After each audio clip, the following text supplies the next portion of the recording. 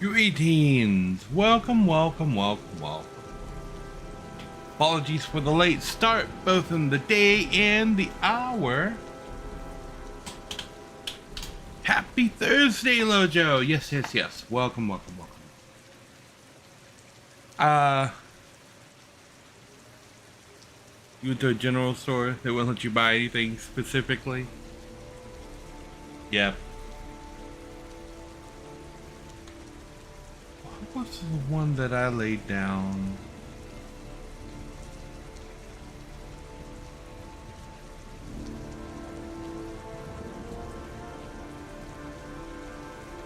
There we go. Now I think we got everything. But you know what? I meant to play this game yesterday, but we had an incident that I had to take care of that involved turning on another one of the fans here in my room. But things are going pretty good. But you know, I was abducted by aliens once. But instead of like probing or anything, they made me like wash my hands, clean my room, eat my vegetables. I think I was on the mothership. I'll just let you cook with that one.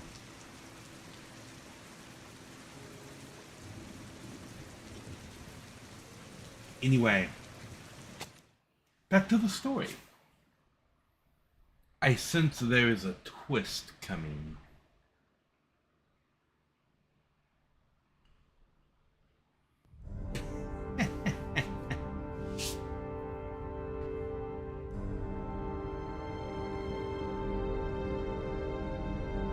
Okay.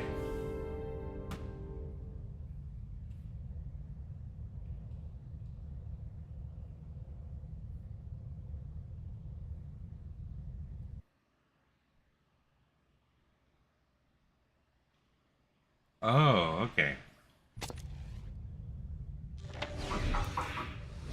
Well, looks like there's something new. The video recording from near the park on the afternoon Sean Mars disappeared. I doubt there's anything on it, but you never know. Okay.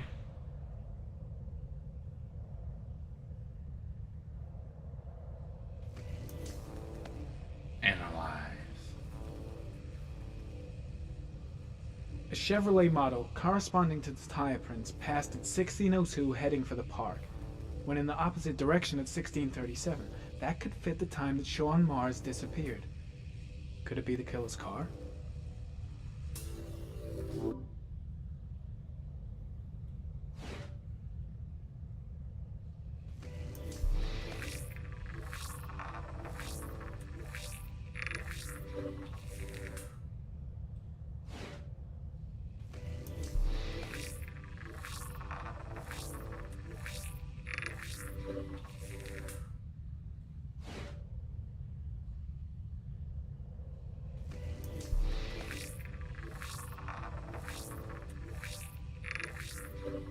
Funeral flower, symbol of innocence.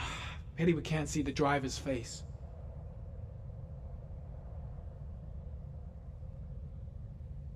I think that's a serious glove. Minus the rhinestones, though.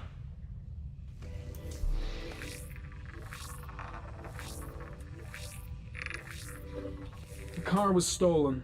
Let's see. A certain Jackson Neville was suspected of stealing it, but the charges were dropped. Not enough evidence. Okay.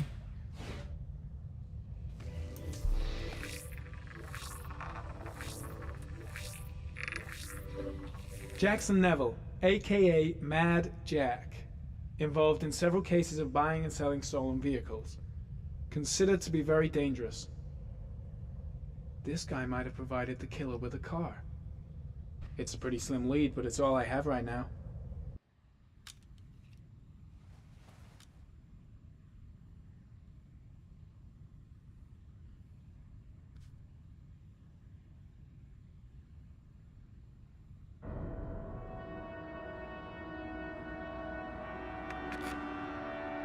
Oh, one last thing, sir. should be careful not to overindulge in what. It can be dangerous. Very dangerous. Shit, it's coming. Trypticane. The tube is on the bedside table.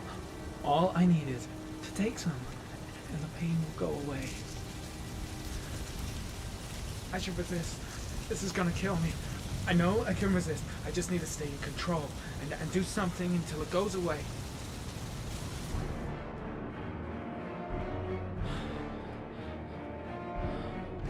Okay.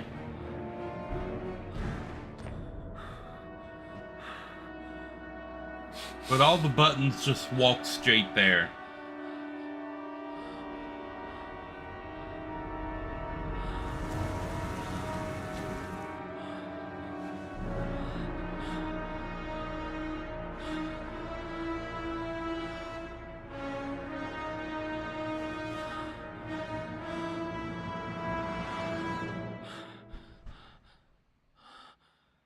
Okay.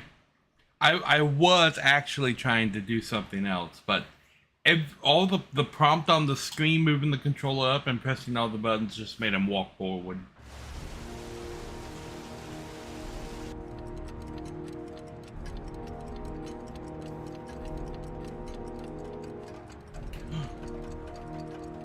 I wonder if they're all 25 minutes slow.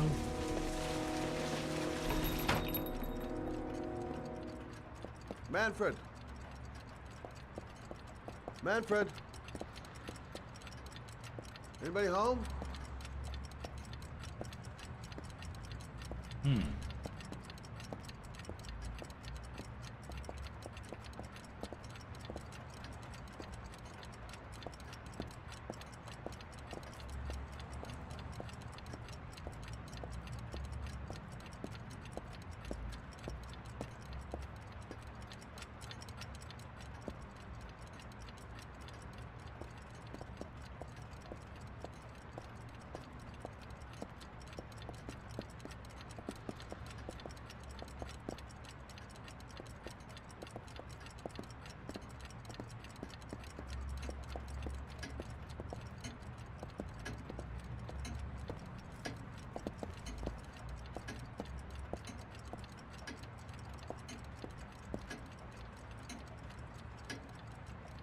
Hi there, Manfred. Who is it? Scott. Scott Shelby. Do you remember me? Scott? This is Scott! Oh, yes, of course. Well, good to see you. How long Well, is this it? guy doesn't seem like he's out here. About 10 years, I guess. At my age, time means nothing anymore. I repair clocks, but I try to forget about time. How about you? Are you still with the police? Oh, no, I quit. I'm a private investigator now. This is Lauren. She's a friend. Hello. Oh, hello, young lady. Well, this calls for a celebration. Does it? I've just the thing. Wait there. I'm sure I saw a bottle of scotch around here somewhere.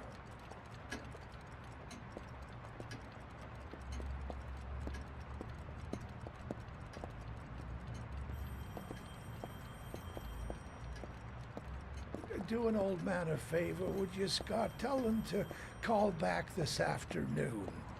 Sure, no problem. Hello?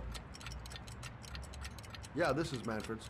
He's not available right now. Could you call back later this afternoon? Thanks.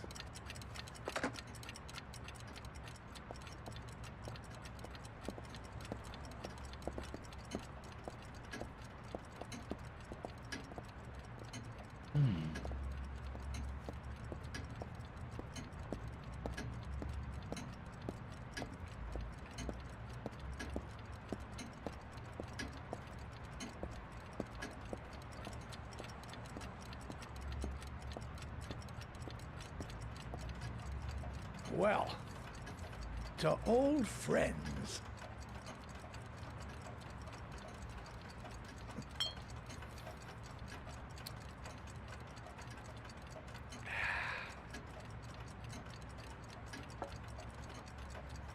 I'd like you to have a look at an envelope. I thought maybe you could tell me about the typewriter that was used to type the address on it. Oh, let's have a look. Could you pass me the magnifying glass from behind the counter, Oh, sure, please? I'll get it.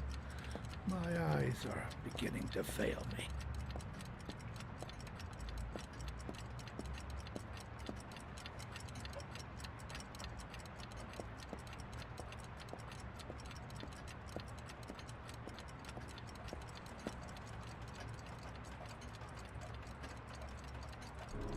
Thanks. You're already wearing your Let's glasses, see old what man. this envelope has to say for itself. The Royal Five. Yes, the shape of the T's and the F's is typical of that model. Produced between 1907 and 1924. Yes, no doubt about it. It's a Royal Five.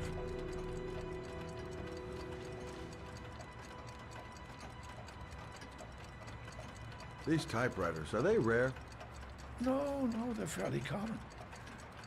I'd say many folks have one gathering dust in an attic or in their cellar. Are there many places around that could prepare one of these? I bought the company's entire stock of spare parts for a song in '64.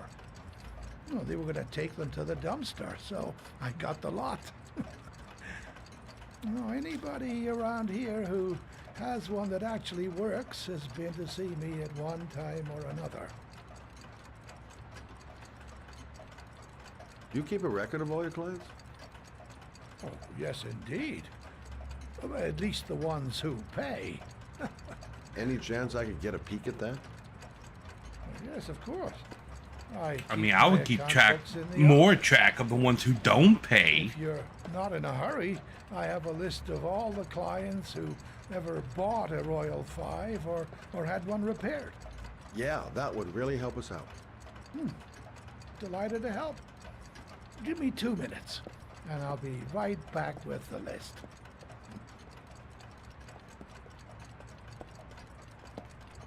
Well, that was the killer's easy. been here? If he has a 1920s typewriter, he may have needed Manfred's services to get it fixed. We'll know when we get the list.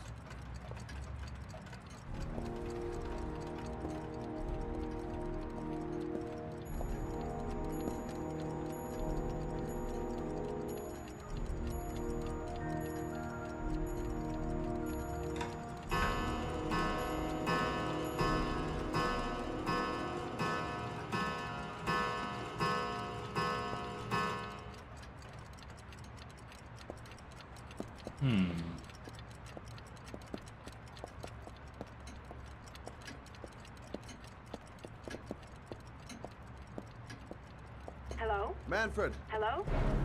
Your call is lodged, sir. A police car will be there in a few minutes. I need to know who you are, sir. Sir? Hello?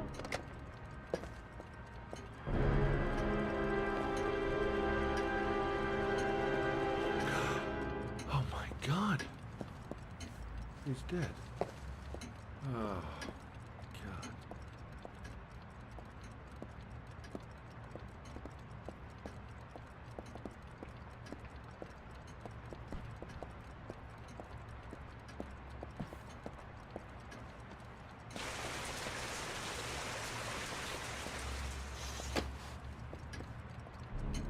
Scott?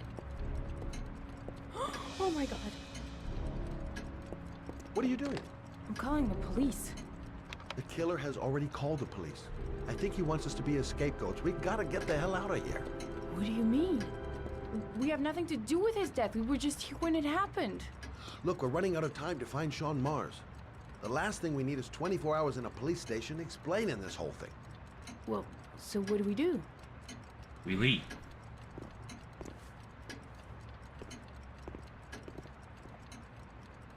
Watch the front door. I'll get rid of our fingerprints from everything we touched since we came in. We better work fast. The police are gonna be here any minute.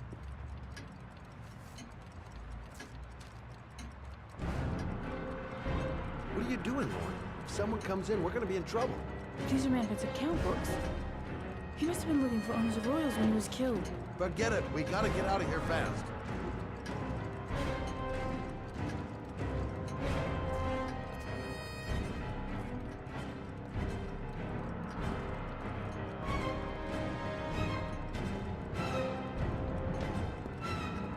Okay.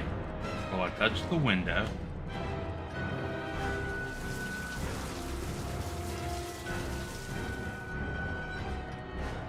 I touched the telephone.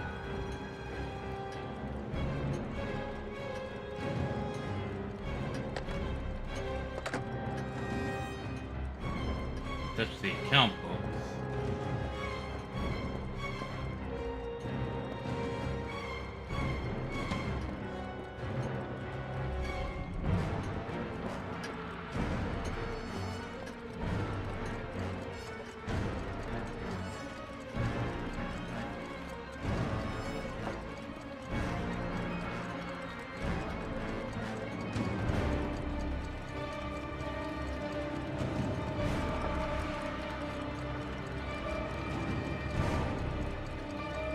I don't think I touched the bottle, but just to make sure.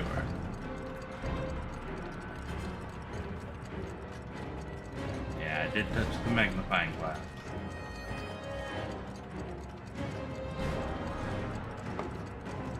Scott, are you gonna be much longer? Police will be here any second. I'm almost finished. Touched this telephone, and she touched the music box.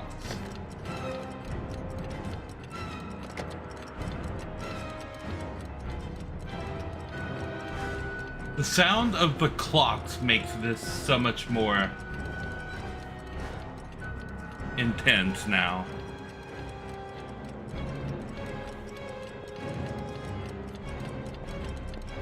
That's it. We're done. You get all the prints?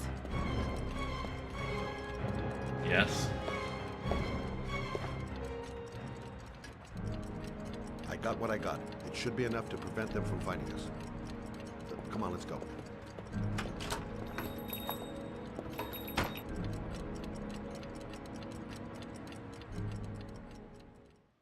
Did I knock at the door?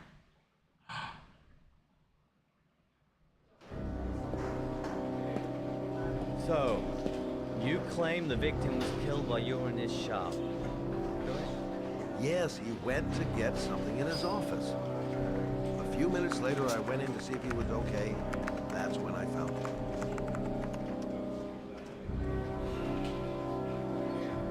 You should have called the police immediately, Mr. Shelby. Would have saved us dragging your ass down here. Listen, we had nothing to do with this murder. We were only there by coincidence. I just wanted to spare myself a few hours declaring I didn't see anything to a police officer. PI or not, Mr. Shelby, don't leave town. And if you end up next door to any more dead bodies, remember to call us. Okay? I guess I did miss the door.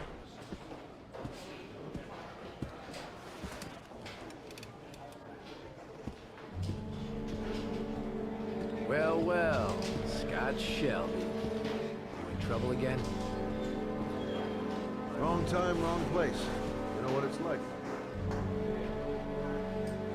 Don't sweat it. I'll take care of it. For old time's sake. Thanks, Carter. I owe you one. You on to anything at the moment? Well, I got some ideas. Nothing concrete. Well, if it goes beyond the idea stage, you tell me about it, will you, Scott? Sure.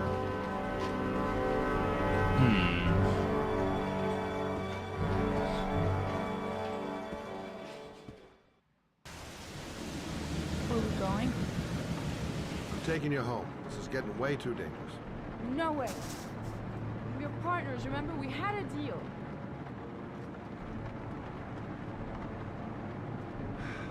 This isn't a game, Lauren. Manfred was murdered because he knew the identity of the killer. He was 10 feet away, for Christ's sake. No.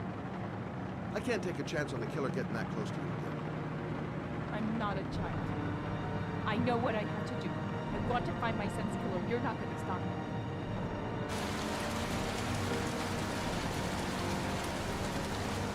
Well, then you can find him without me. I refuse to be responsible for anything that goes wrong. Stop the car. Stop the fucking car!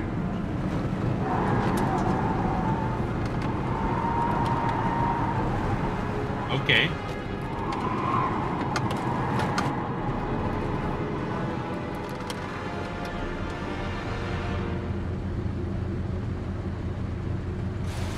You're not gonna help me find back. Oh my Johnny, I'll do it on my own.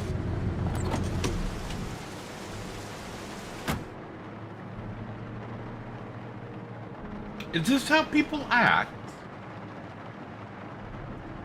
Crap, I have no choice.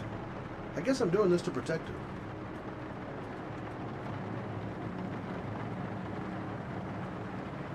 This girl's stubborn as a mule. She doesn't let up, with or without me. I can't just leave her like that. She'd do anything to find the guy who killed her son.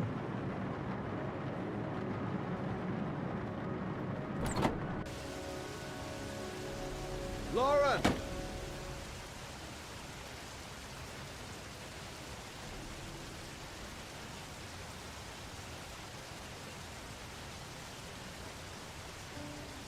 I miss him. Miss him so much. Do anything to hold him once again in my arms.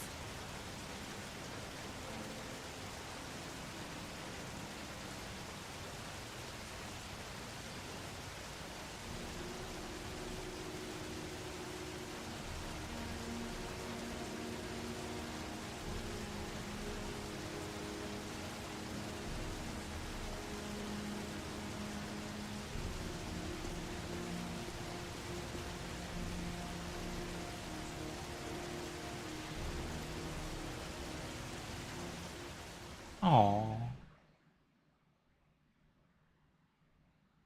You have unlocked a new bonus. Ooh. Thursday, 11:15 a.m. 3.366 inches.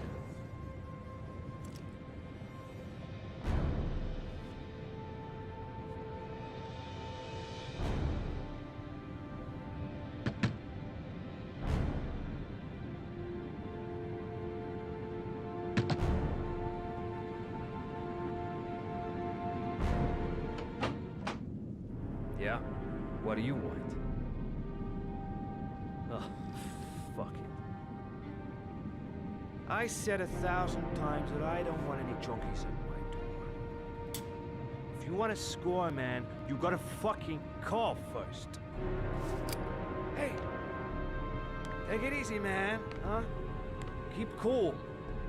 What do you want? Dope? Money? Tell me what you need. Sure we can make a deal, huh? God, I'm gonna blow your brains out, you son of a bitch! You think you can come into my house and steal my dope?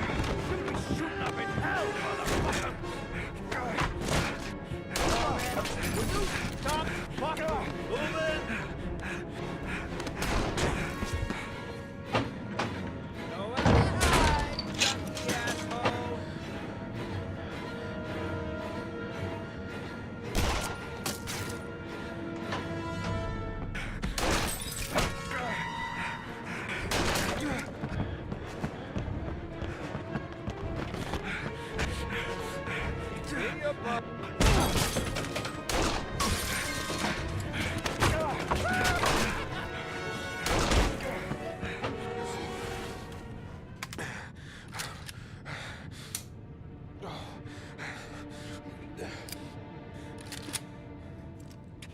Hold it, man. I give you whatever you want. Got dope? Well, his Got tune cash? changed really quick. You want some dope? Please. Please don't kill me, man. I got children. These my girls, see? This one's Sarah. And the little one, that's Cindy. Please, man. I want to see them again. Please. Please don't shoot.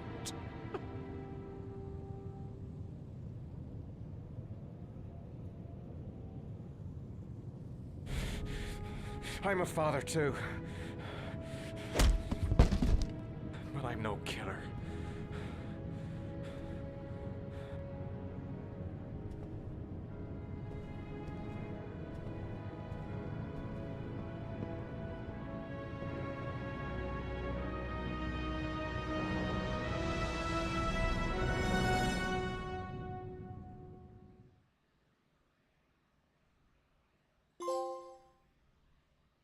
I'm not the killer. Trophy.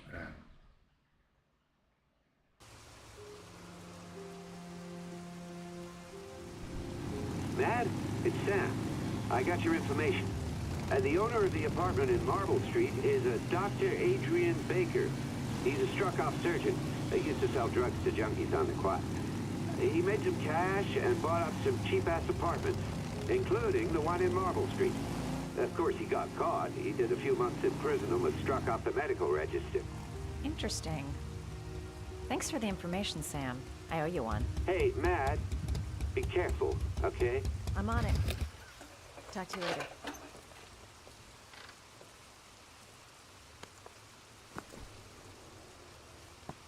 The owner of the apartment where Ethan cut off his finger lives here. It's not much of a lead, but it's all I've got.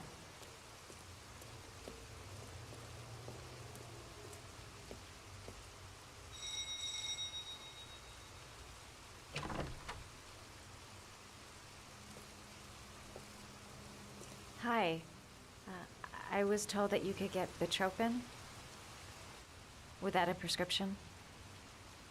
Sorry, you were misinformed. Goodbye. Hold on. I really need your help here. I can pay. Well, why didn't you say so? Please, come in. Well, he changed his mind very quickly as well.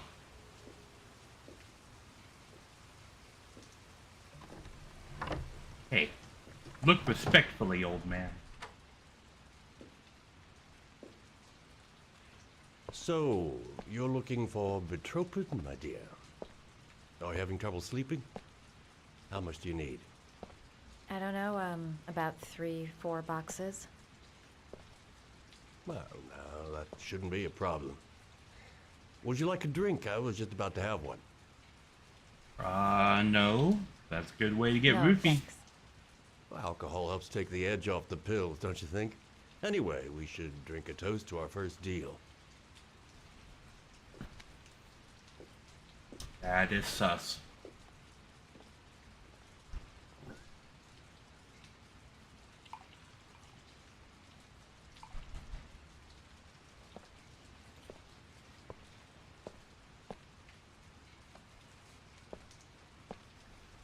I haven't seen you around here before. Who told you about me?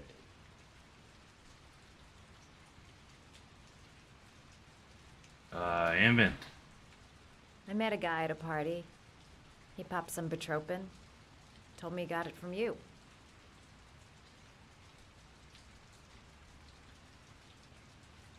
I heard you had some apartments for rent. I'm looking.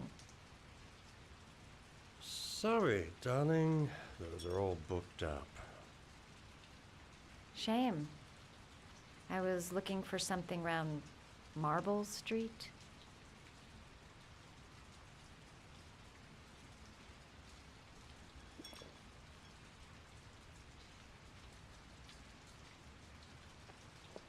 Okay. You're not drinking? I'm not really thirsty.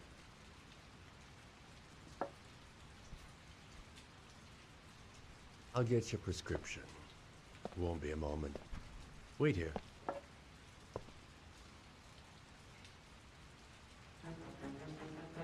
That guy gives me the creeps. I better take a look around to see if I can find anything before he gets back.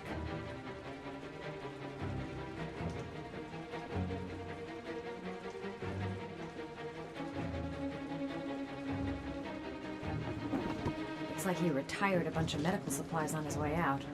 There's enough sleeping pills here to knock out an army.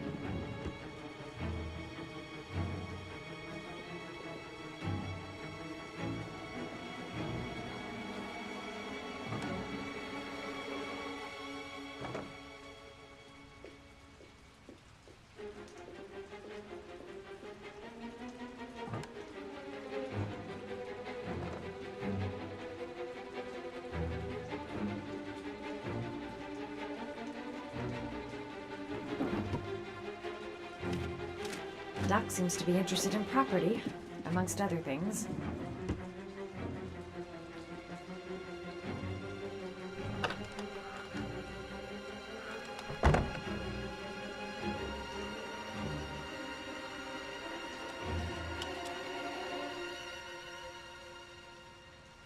Blue Lagoon.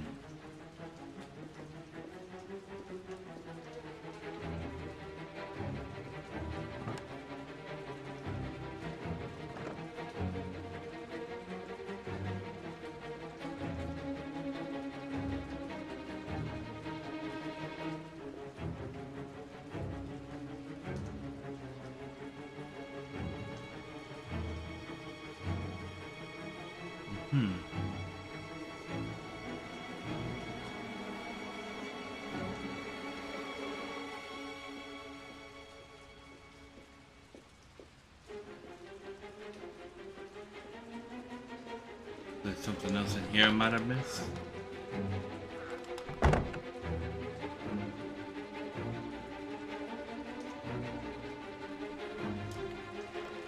Surgical gowns?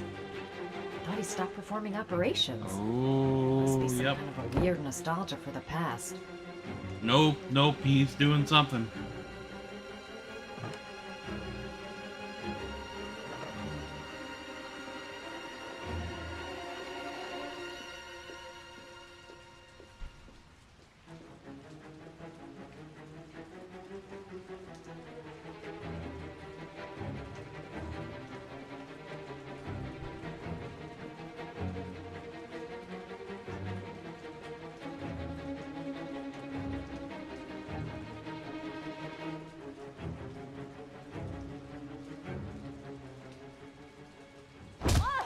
Nosy little ferret. We're gonna have some fun together, my darling. Oh, I figured something like that was gonna happen. This guy has to be working with the killer.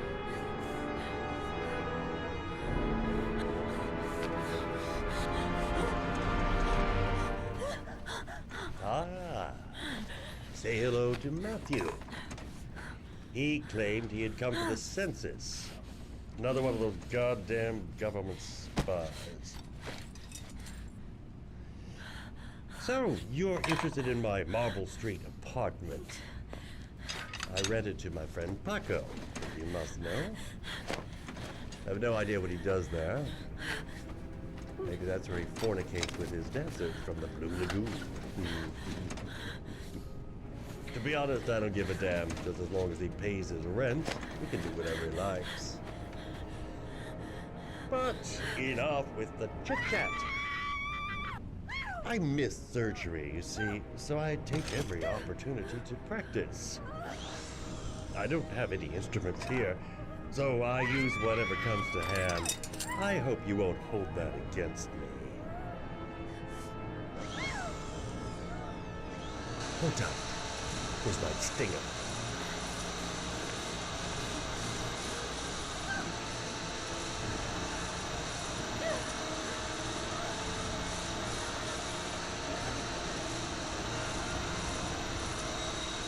Have you ever noticed, as soon as you start to do a little housework, someone always comes calling?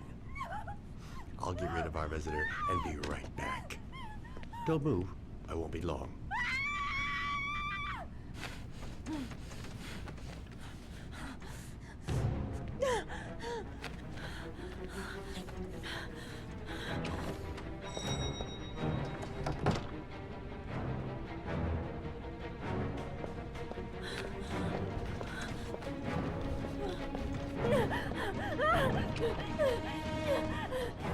Hello, sir.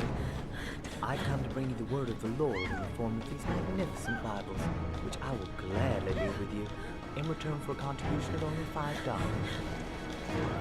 No thanks, I'm not interested. Come now, brother. I cannot believe the word of the Lord is of no interest to you. We, his humble flock, should walk in his steps, for St. John has said... Thanks a lot, but I don't need anything. Who does not read the Bible in these times of violence and hatred? Holy Scripture will bring you peace and tranquility anytime you need it. All for mere $5.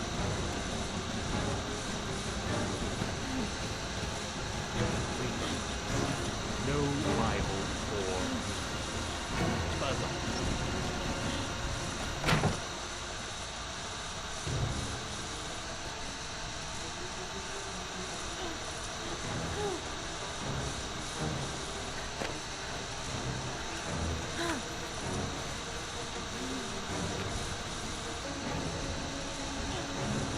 Ah.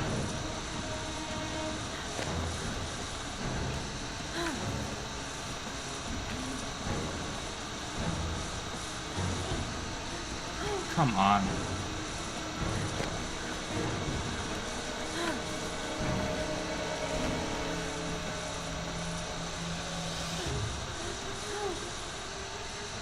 Come on, what do you want me to do here?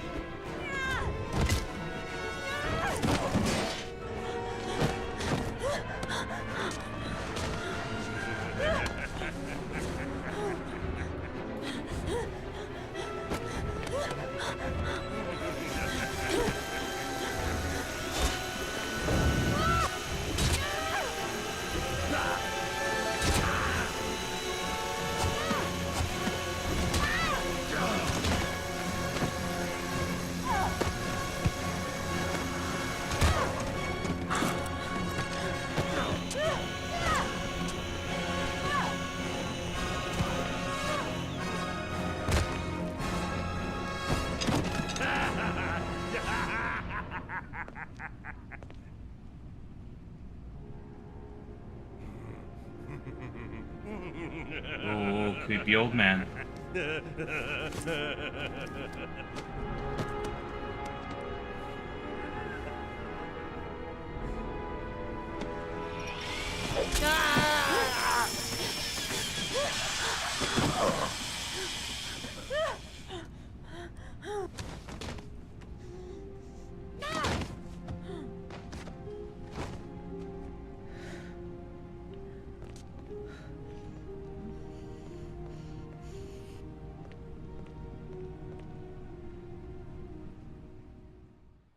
Well, the doctor's out.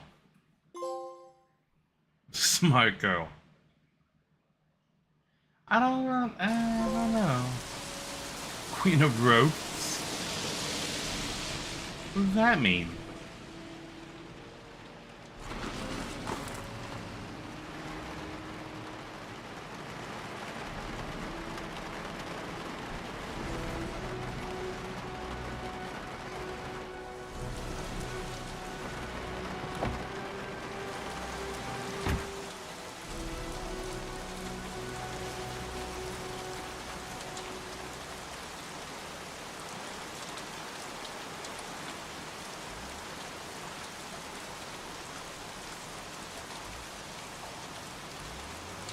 Doing here? Hey, Cracker! What you doing in there? Oh, there you Norman are. Jaden, FBI. Can we talk for a minute? Yeah? I'm looking for the owner of a blue Chevrolet Malibu 83. I don't give a damn how the car got here, whether you stole it or not. I just want to know who bought it from you. Sorry, man. Don't ring a bell.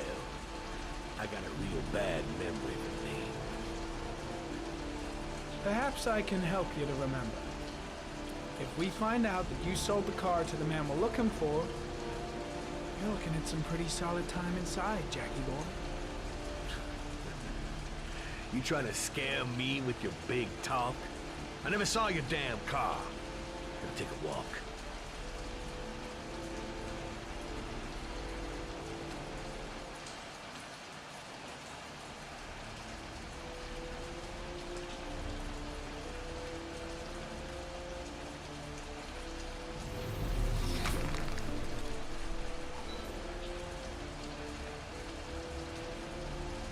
Blood. Now why is there blood here?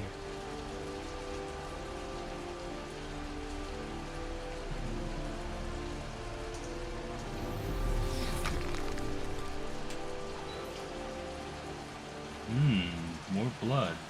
The blood tracks lead to the acid bath.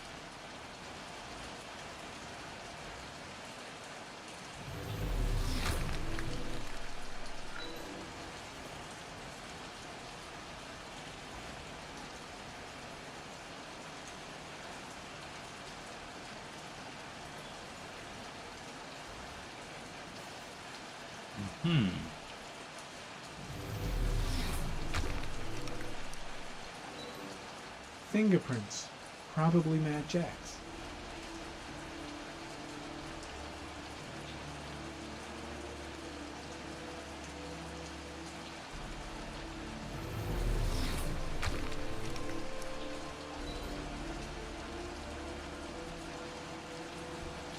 Size 10. Most likely a visitor.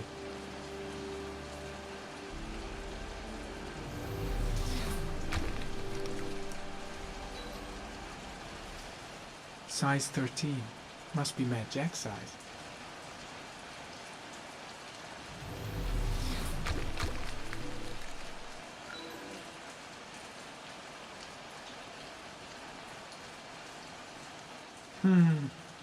Not the car I'm looking for. Okay, but what about this?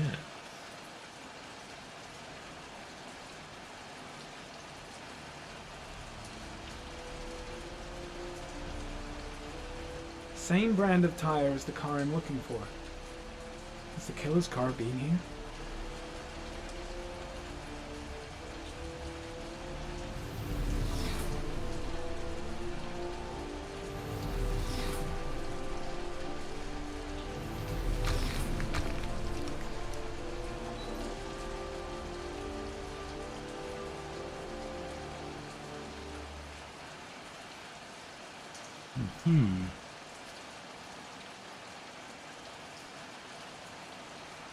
Ari, comment.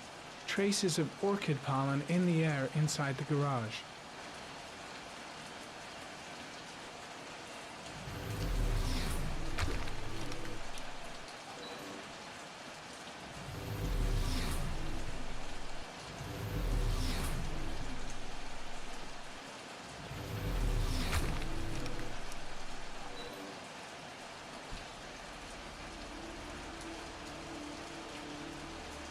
More of Mad Jack's fingerprints.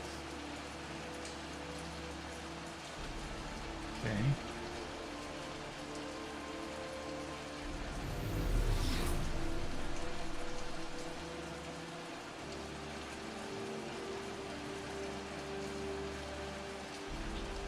More of Mad Jack's prints.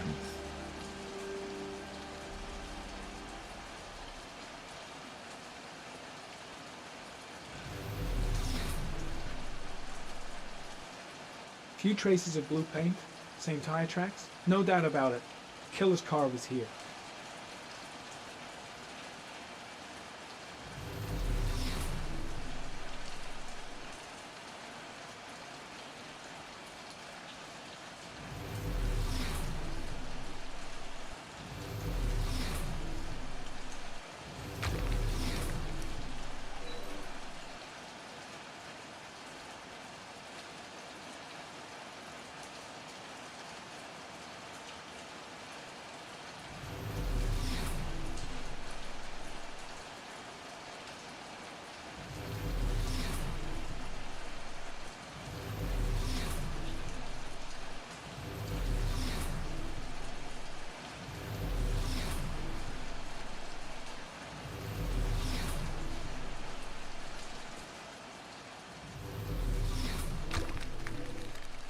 Ah.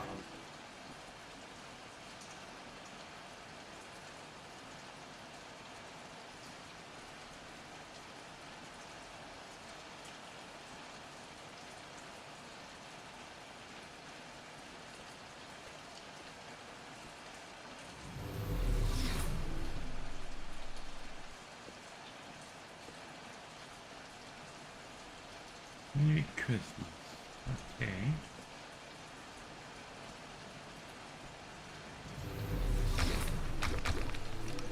Oh, here we go.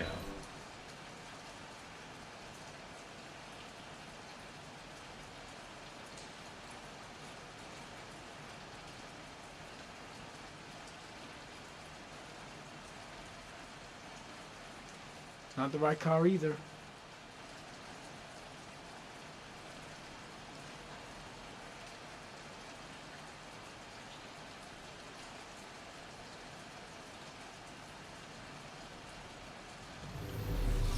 Damn! You got me, officer. I'll come clean. Now that car, she buff up real good. I painted her dangerous blue, in honor of the dangerous motherfucker that was driving her. Hands on your head, pig. I ain't got time to be playing around with you. Let's just get you out of sight and finish you off.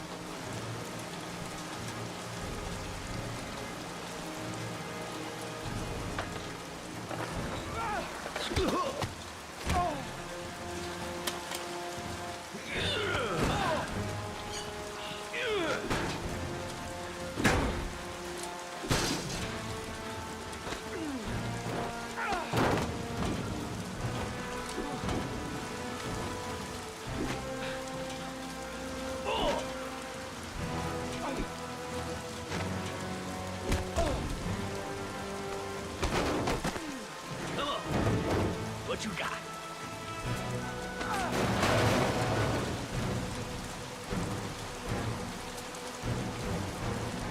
Enough fucking around. You're gonna tell me about the man with the blue car. Go fuck yourself in the ass. Let's I've no time persist. to lose, Jack. I want to know who that car belongs to. What you want don't mean shit to me. I ain't no snitch. You better just lock me up now, boy. Damn! You out of your motherfucking mind, man? Oh shit, Jack. Ain't nothing to it. Just a little bit of self-defense. Page 1 of the police manual. Kill or be killed. Whoa, whoa, whoa. Stop. Enough. I'm starting to remember some things. Cool. I'll tell you the tale. No, I don't know nothing about the guy. He wanted me to get rid of this dirty car. Get in a new one with false plates. He paid cash, and I ain't the questioning kind. Said I was supposed to drop the word to a guy named Paco down at the Blue Lagoon when the car was done. Now that's all I know. We'll continue this discussion down at the station. You're under arrest. You have the right to remain silent. Anything... Shit, not now. Anything you say can and will be... Hey. You look like you got a problem, man.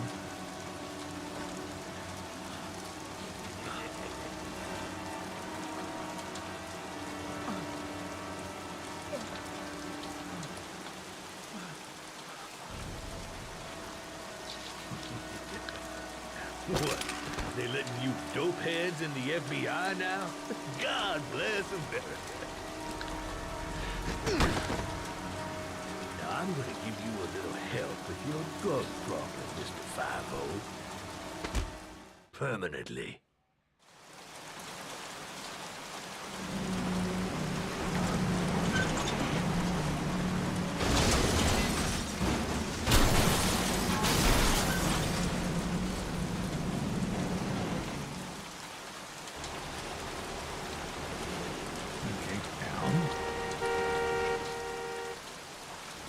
Do anything?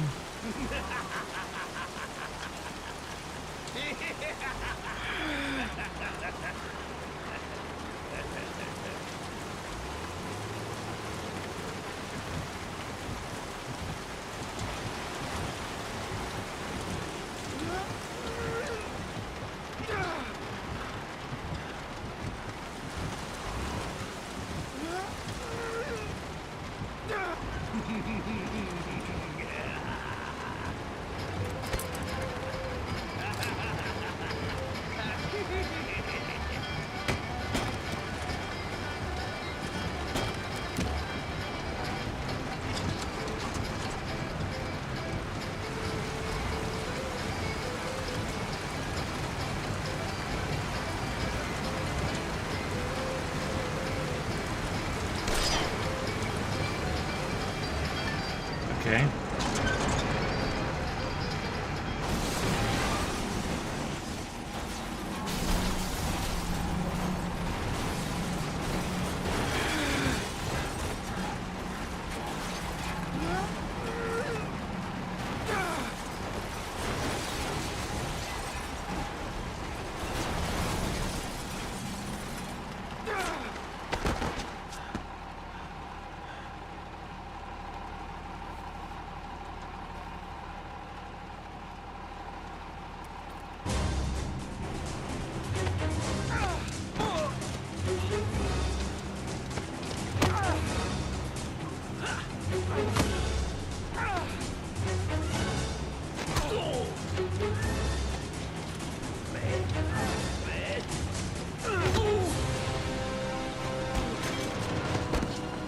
Come on. What you got?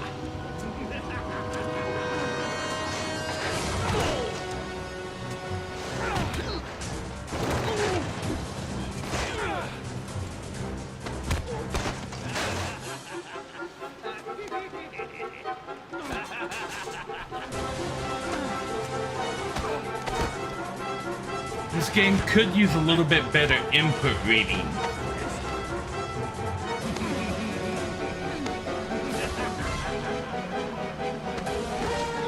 Because it doesn't always pick up the inputs when you're putting them in.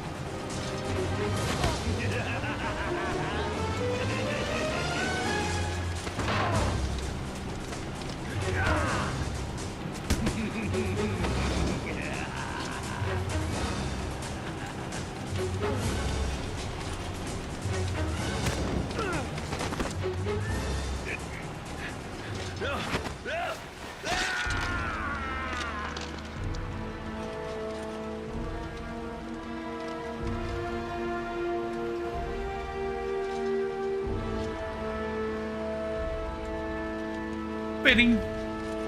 Fitting. Seeing as we didn't actually touch anything there, I would just leave him there to be found later. An industrial accident. Goodbye, Mad Jack. I think you got what you deserved.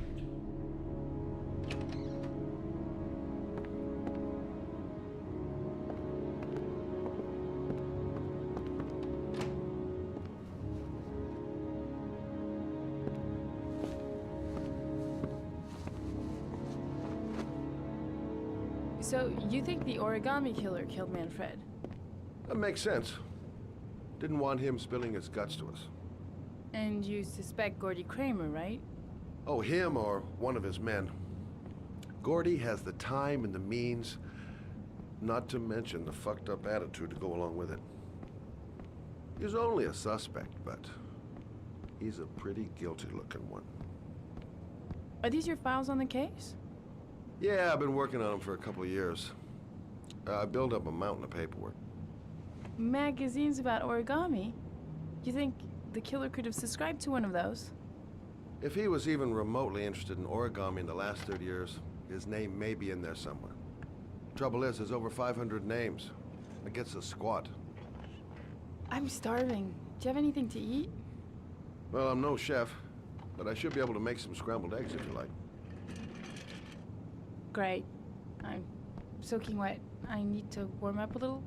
Is it okay if I take a shower? Be my guest. Go in my bedroom, it's the next door. Oh, I'll cook up the eggs while you're under the shower. Under the shower? Do people say that? Just have 2 eggs sitting out there all by themselves, no carton.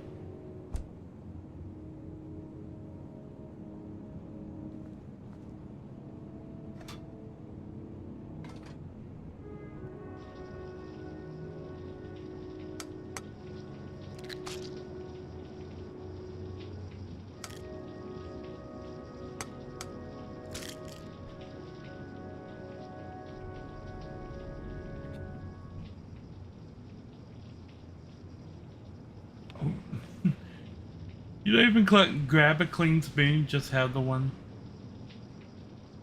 like on the stove. And also, like if you're cooking eggs, don't crack the eggs on the edge of the pan. Crack the eggs on a flat surface like the top of the counter or something. If you crack the eggs on the edge of the pan, you're gonna get egg shells in your eggs. Also, don't crack the eggs into the pan and then scramble the eggs while they are in the pan. Scramble them first and then pour the scrambled mixture into the pan.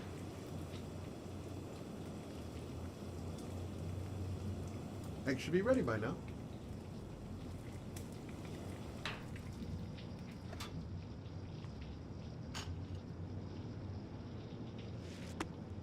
And those are not scrambled eggs. That is called an omelet. And that is a different thing. And how are you not gonna add anything to, like, no salt, no pepper, no like greens or anything? I took the liberty of borrowing your bathrobe. Looks better on you. Like no sausage or bacon? Hey, that almost looks good enough to eat. Oh no, I was just saying that. What's that? The notebook I took from Manfred's place. According to this, about 30 clients bought spare parts for Royal machines in the last 10 years. The killer may be one of them. Oh, you know, checking out the alibi of 30 clients one by one, that's a lot of legwork. Except that if we cross-check them with the list. The list of subscribers to Origami magazines. You still got that, right? Yeah, of course. Lauren, wait.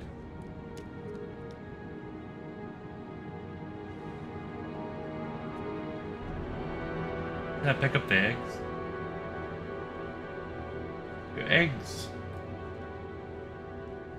But your eggs are getting cold. If the killer really used a Royal typewriter and if he subscribed to an Origami magazine, his name should be on both lists. Well, Lauren, I mean, that's just an assumption, but yeah, I suppose. His name is here somewhere. Help me. We're gonna find him.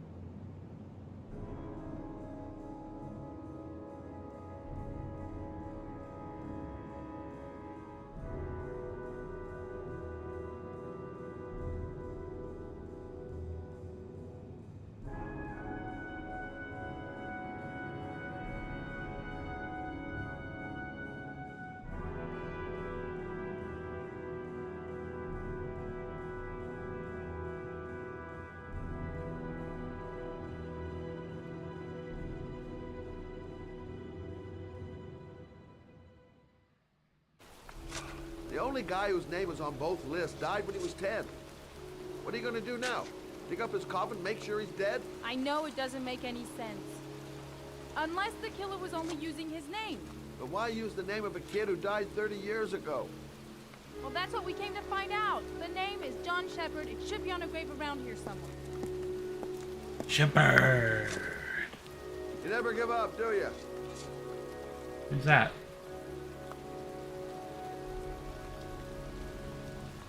First, the lady back here.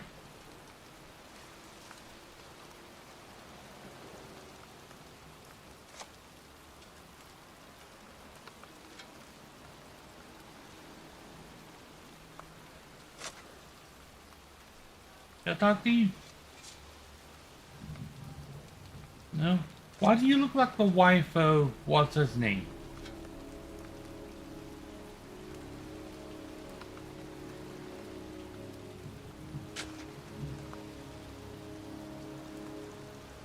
Excuse me. I'm looking for the grave of a young boy who died about 30 years ago. His name was John Shepard. You wouldn't know where it is by any chance. The children's graves are in the next plot. Thanks.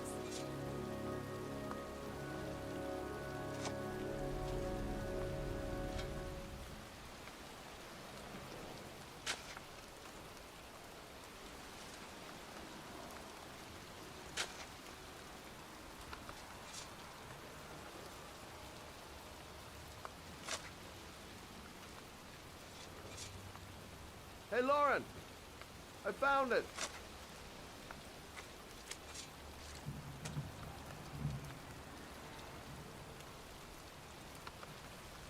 Origami figures. That's one hell of a coincidence.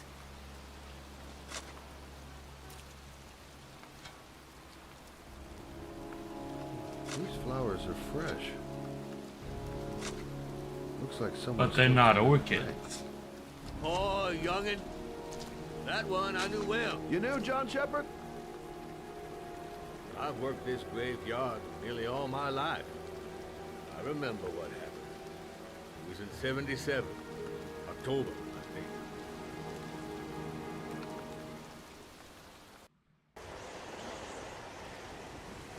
Yeah, good for nothing hoodlums. Get the hell out of here! God! Beat it! You lousy no good brats! Come back when your fucking mother comes home from work! He's drunk again. What are we gonna do? It's pouring rain. We're gonna get soaked if we spend the day outside. Well, at least you won't get beat. Little rain never hurt nobody. Come on, let's go play. Bet you can't catch me! Okay, so I'm the kid.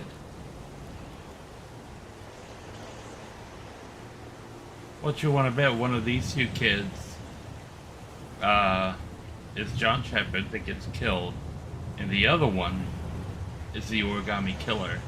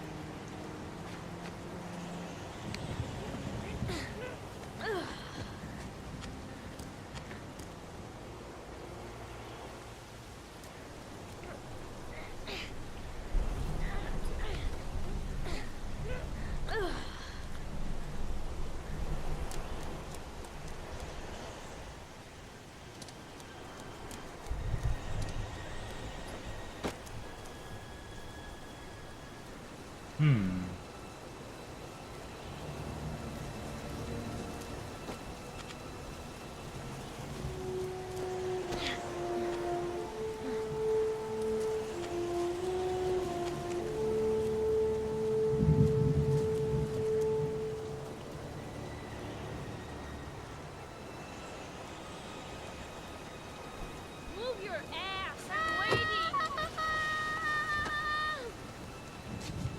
I guess that's what I wanted you to do. Come on!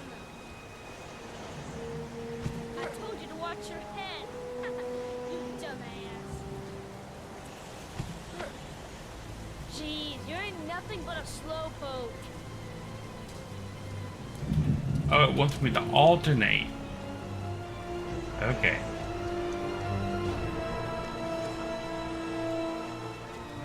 Bet you can't do that.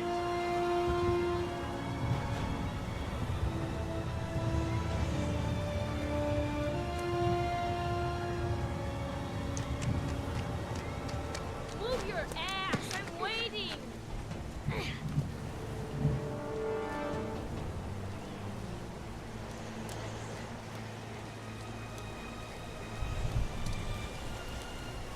Jeez, you ain't nothing but a slowpoke. Come on, loser!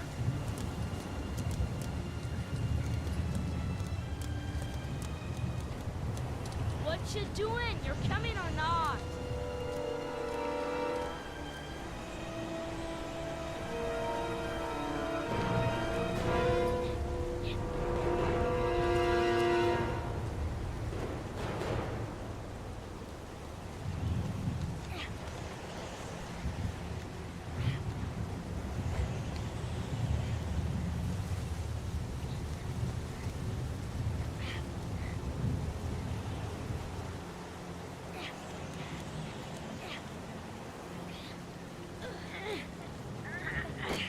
I know very few kids who could actually do that, even in the 70s.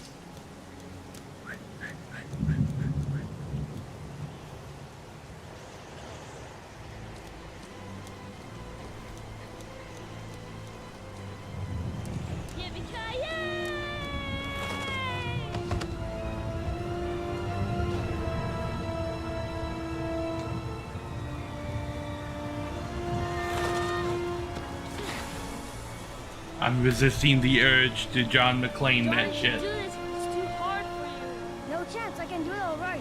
Just watch. Was he French?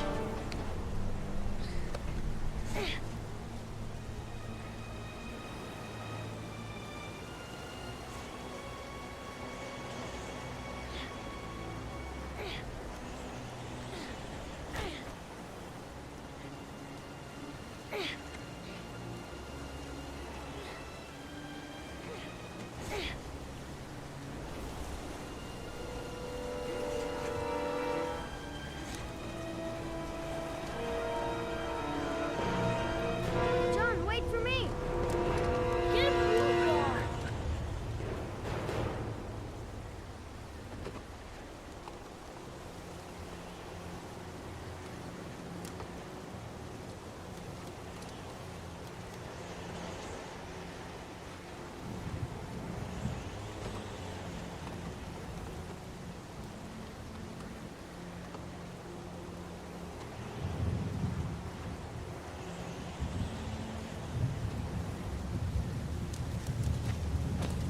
Come on, it's your turn. Make sure you T-pose, then you dab.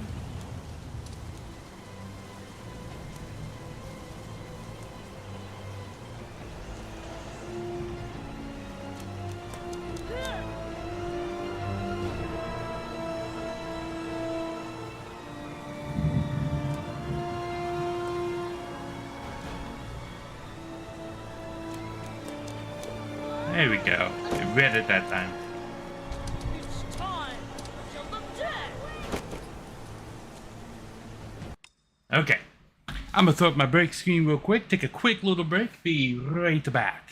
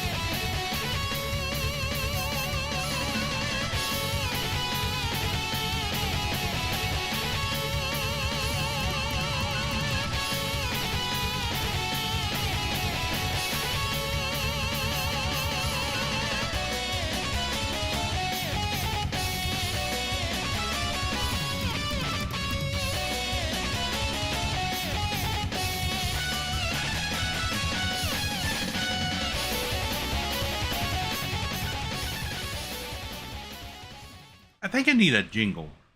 After these messages, we'll be right back. Anyway, let's continue. You went this way?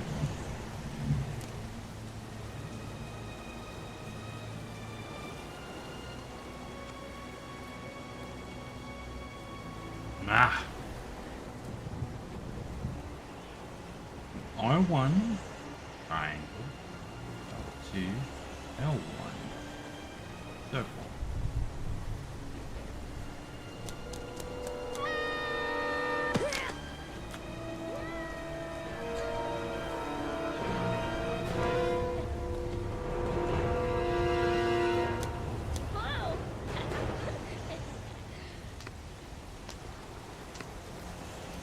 Yes. Let's play hide and seek. You go and count to 20 and try to find me, okay? 1, 2, 3, 4, 5, 6.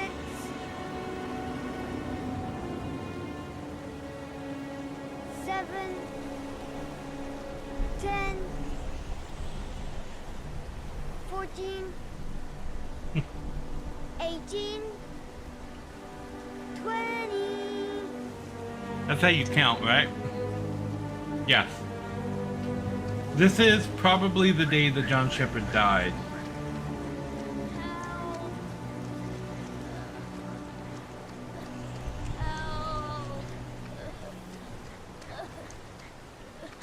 Those cries. That's John's voice.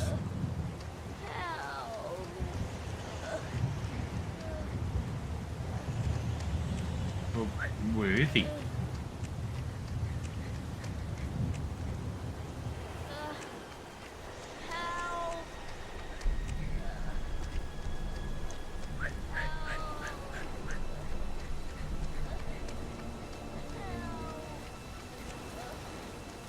By the mount, okay.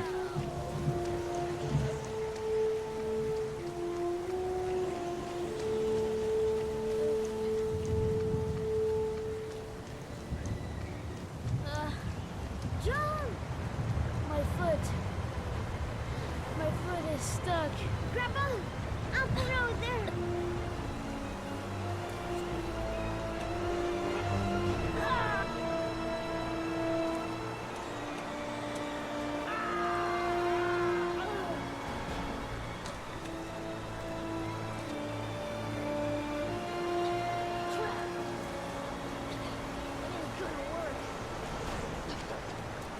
What are we gonna do?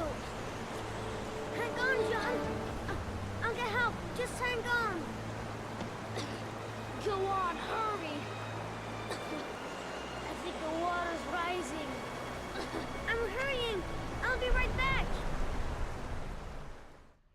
But the poor kid never did find any help.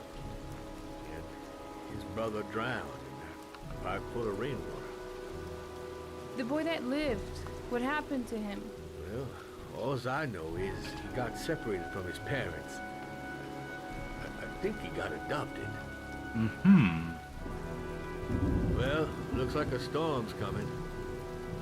I guess I better be getting home.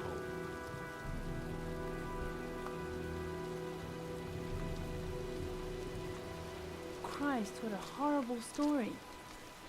John Shepard drowned in the rain while holding his brother's hand. Do you think he could be the origami killer? Come on, let's get back in the car.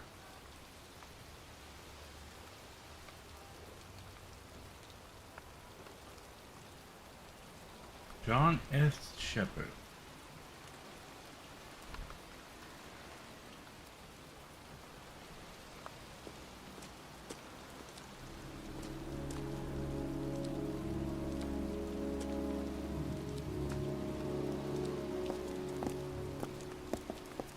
Wait, What's the matter? that man over there. Yeah? It's Charles Kramer. Gordy's father? What's he doing here?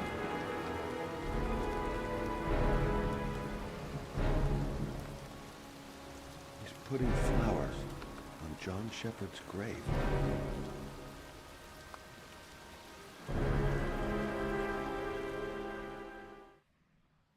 Okay.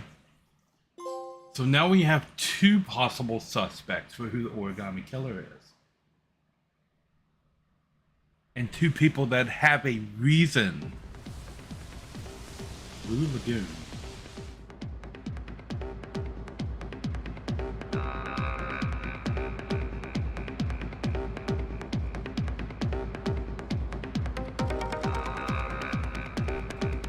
Paco Mendez. He's the guy who rented the Doc's apartment on Marble Street. Better be careful. He might be the killer. I don't think the Doc was the killer.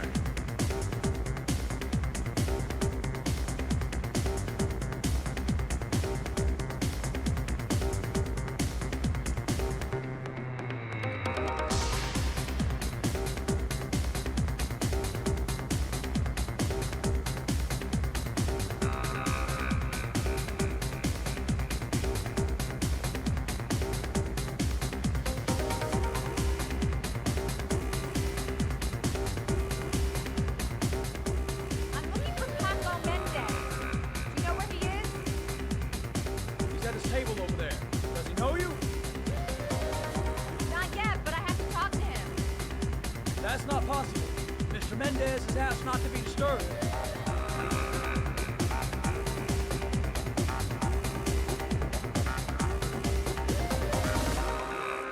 Sorry, lady. Invited guests only.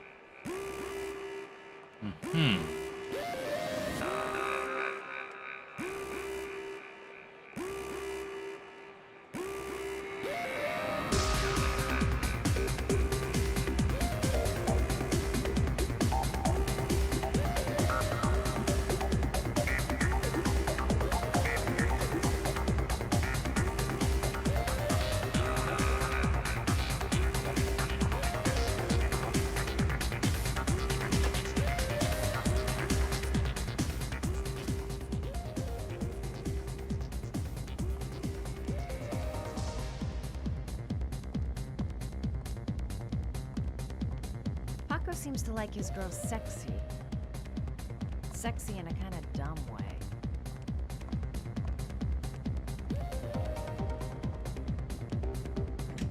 Okay.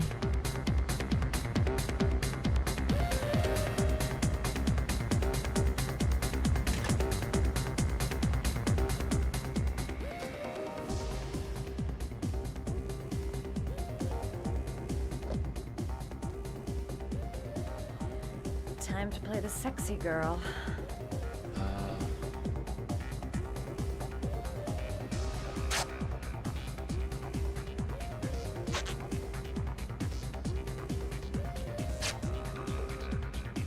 Okay.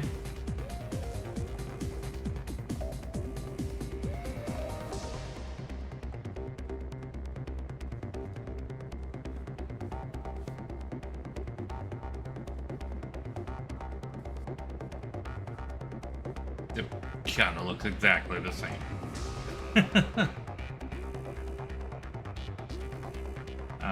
Check this. I have no idea what this person is wearing. The guy out there, I mean.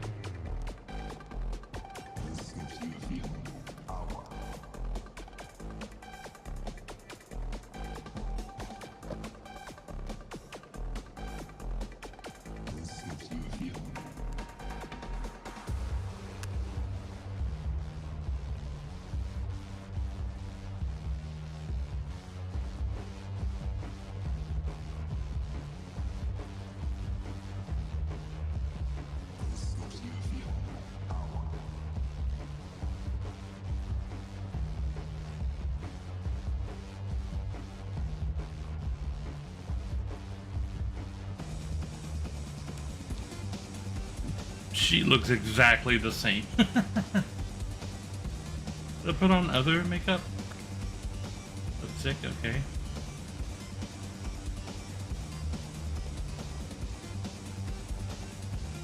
Why would you have lipstick that is the exact shade of your lips? Doesn't it defeat lipstick? You would just get gloss at that point.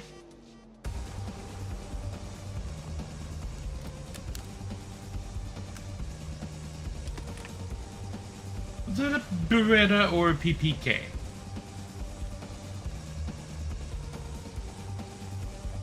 I feel like video games only know how to give women like James Bond's gun. Did he ever use anything other than the Beretta or the Wolfram PPK? I don't think he did. They made him switch from a Beretta to a PPK.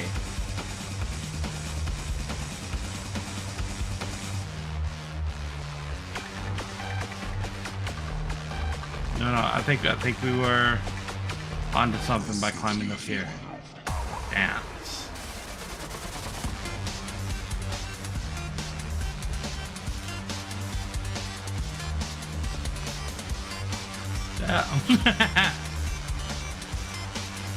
Okay. Let's try that again.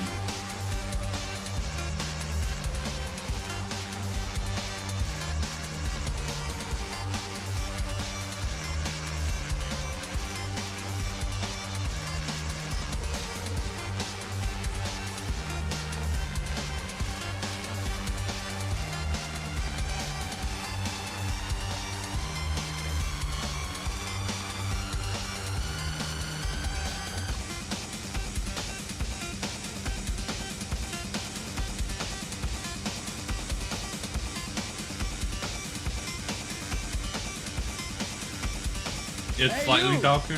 What, the lipstick?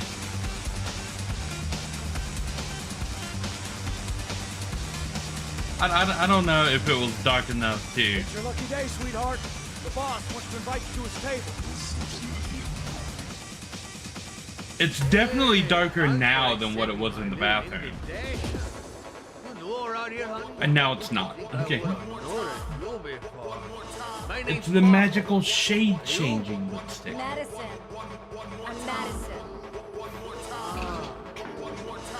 When you move, Marisa, you're making me all hot under the collar. Maybe we can continue this conversation somewhere more private. Oh, sure, baby. Yeah, come with me.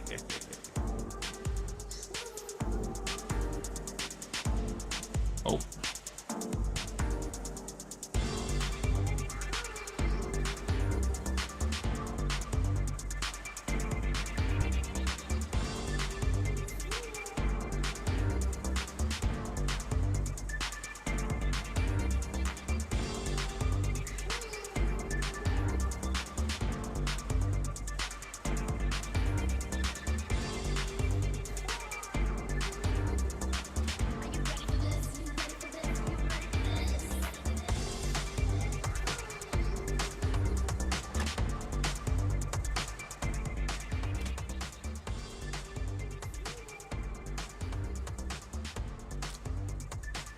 Go in, I make him talk to the gun, and I get out of there before I get into big trouble. Everything's gonna be all right. Everything is going to be all right. Unless it's not. So, welcome to my little kingdom.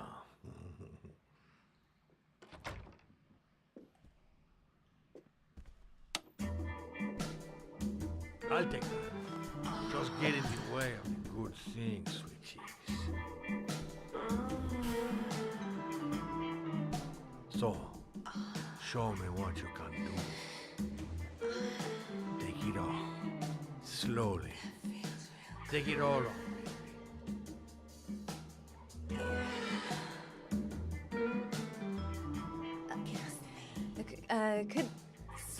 Could I have a drink? You know, just a little drink to break the ice. Oh, we already broke the ice. Let's get wet. Come on. Do your thing. You should probably go for the gun right now. Could we just talk first? Oh, now you're sus. We don't need now any you're sus. talking. I all talked out.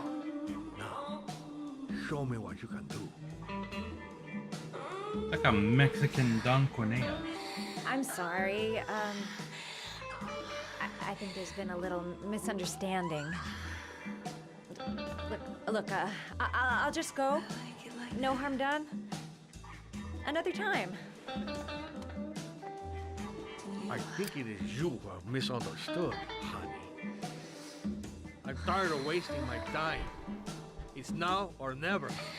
But I never want an answer.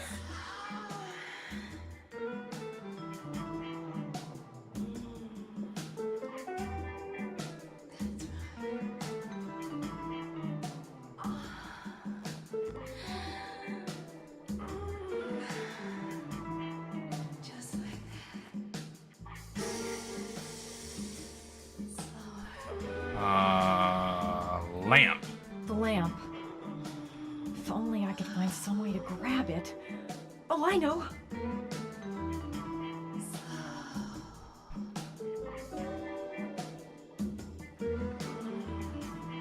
Okay. Are we gonna grab the lamp now?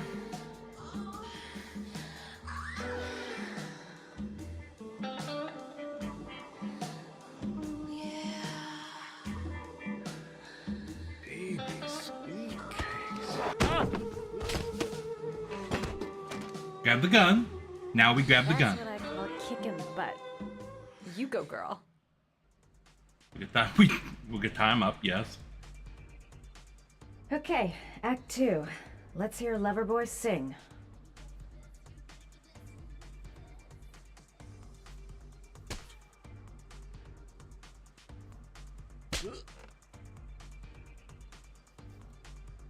Ah!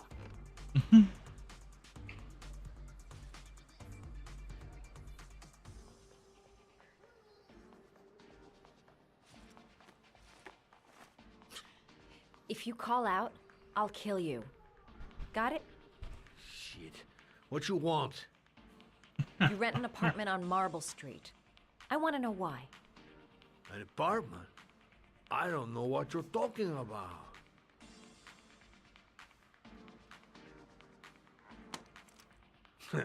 You haven't got the balls, lady. But you're gonna know balls when I catch up with you. This is where you take a page out of Tifa's book and shoot him in the balls. You fucking bitch! I'm gonna kill you! Boss? Is everything all right?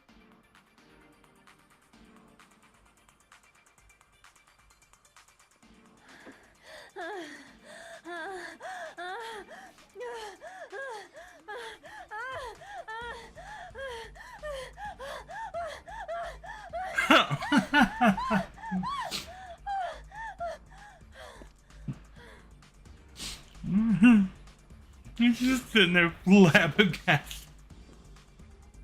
If you value those prized balls of yours, Paco, then it's time for you to talk. Oh, yep, there we go. Oh.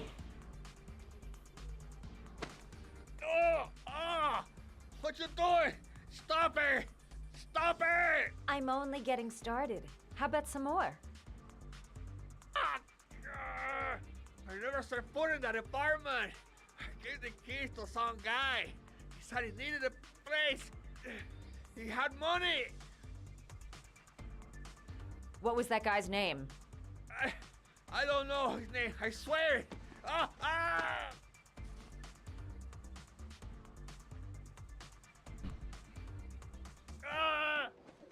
Shepard. His name is John Shepard. That's all I know. I swear it. Ugh. There, that wasn't so hard, was it? I really appreciated this romantic moment, but I gotta dash. See you next time, lover boy. You should probably dash before they come up here.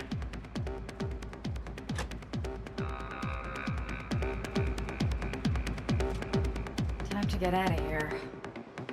I got a massive headache.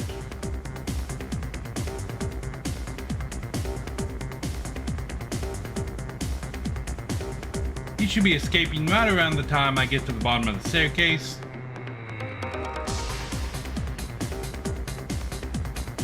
Where's the front door?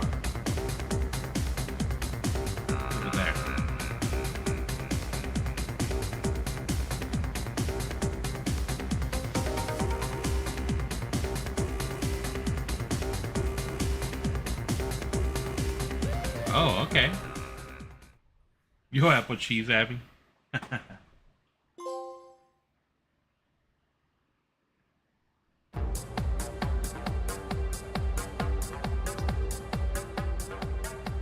I'm here to see Paco. Paco? There ain't no Paco here, fella. Get lost. Are you absolutely certain? He's in his office. Take the stairs over there.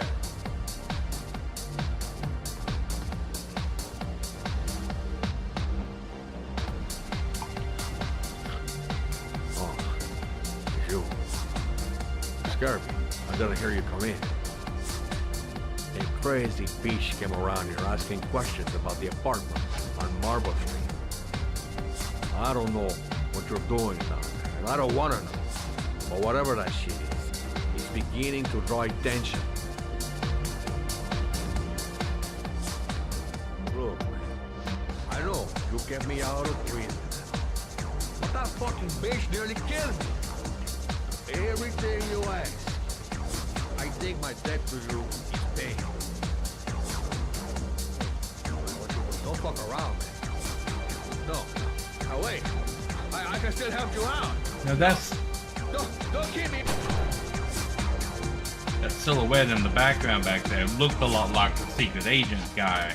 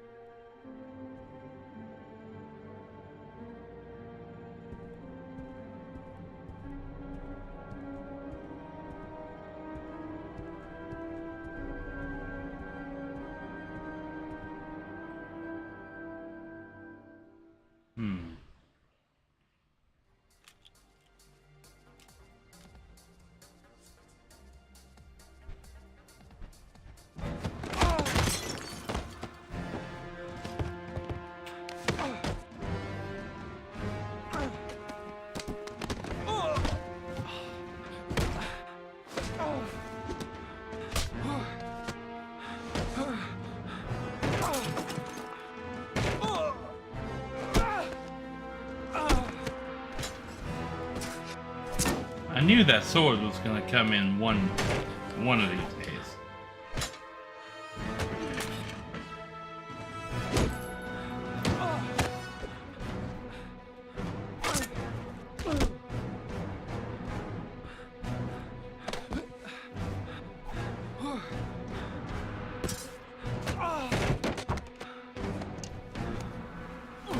Yes. Put down the sword and pick up the chair. Much more effective weapon.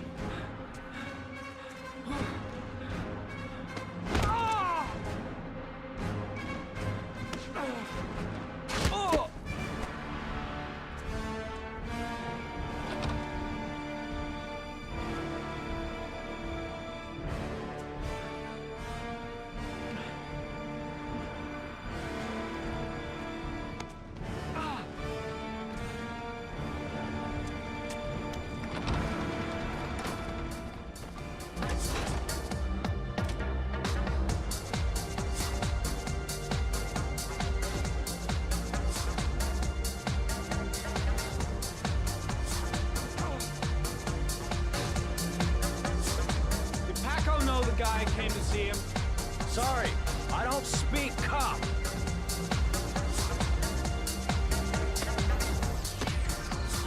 Watch my lips, asshole. I got no time to translate. Paco know the guy. Yes or no? John. He said his name was John. Friend of Paco's. Always let him straight up.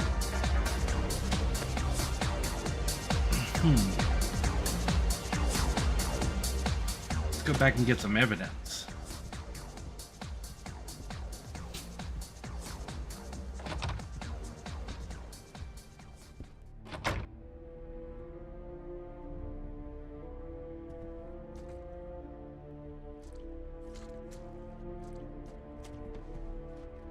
His coat pocket. I tore it off during the fight. 2 receipts from the same gas station. Interesting.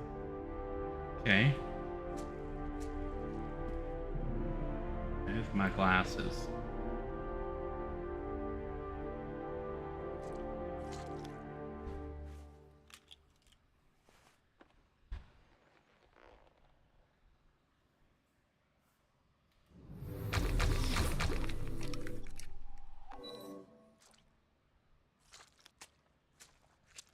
Okay. His gun. I'll take that.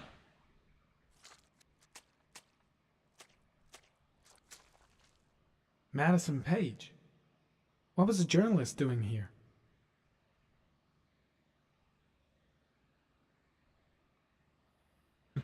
I can't believe her credit card number is Orchid listed there. pheromones. The fucking origami killer.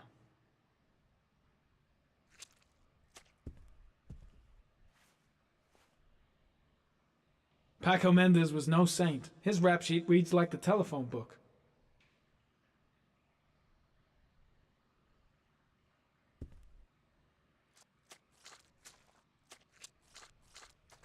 Oh, game, come on. Got me sticking a little loop right there.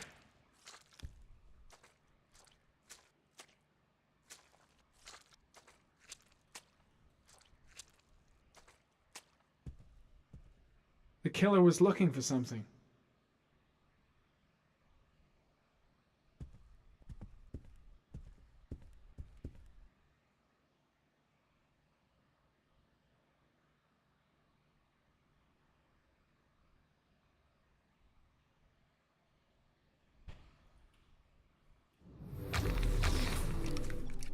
Okay.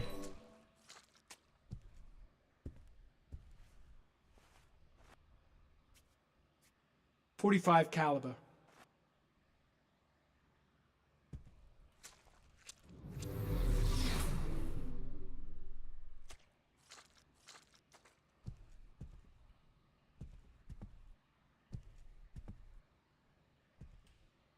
.45 caliber semi-automatic.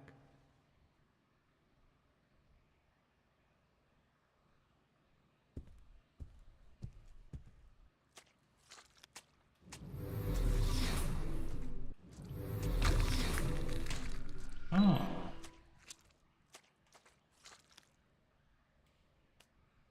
Madison Page? She may be a witness.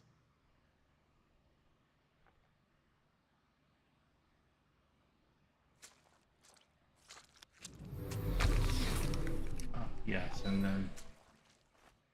A bullet, right between the eyes. Instant death. No, it's not between the eyes. It's on his forehead.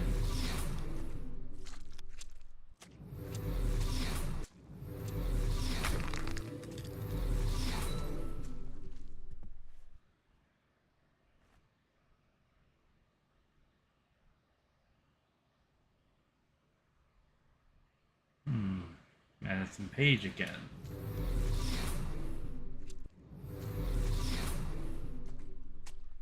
His coffee table says hard.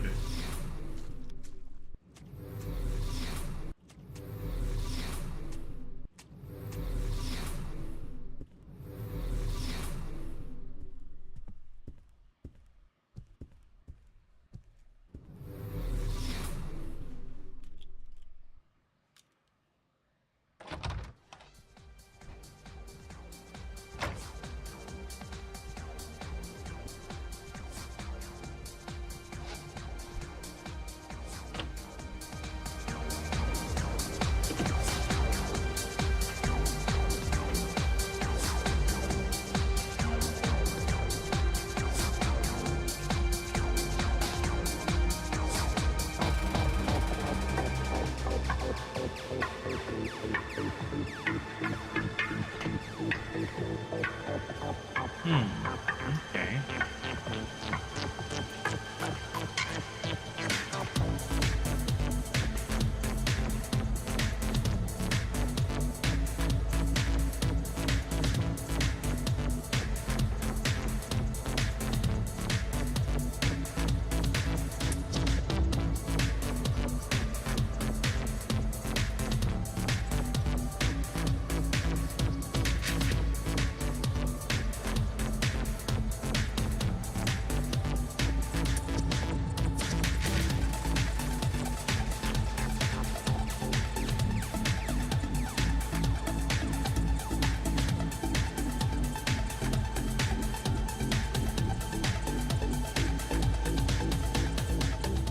guess I can't deviate once I get down there close to the door.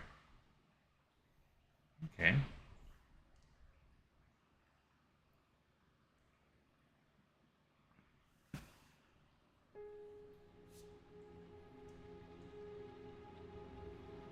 Thursday, 11:39 p.m.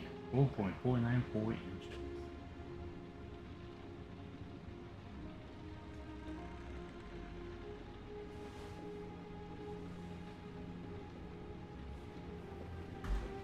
Ethan, are you all right? I couldn't do it. I was supposed to kill him to save Sean. And I couldn't do it. You're not the origami killer, Ethan. You're not responsible for those murders. I can prove it. That changes nothing. Saving Sean is all that matters now.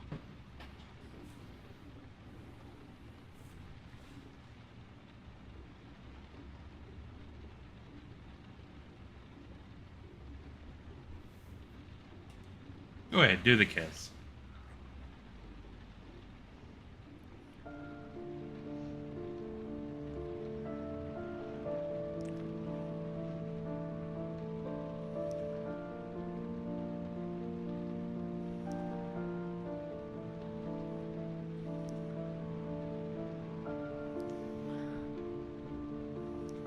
What do you want me to... Oh, it worked that time, okay.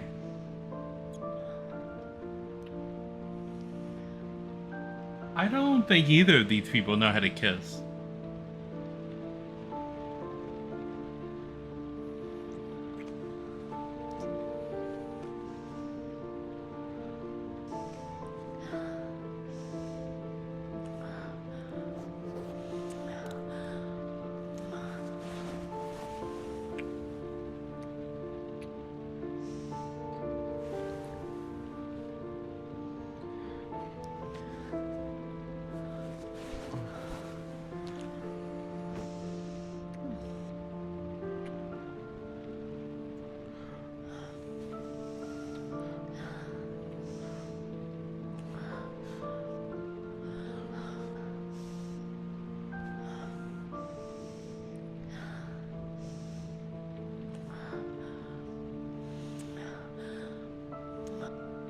I mean, it's just how normal people behave.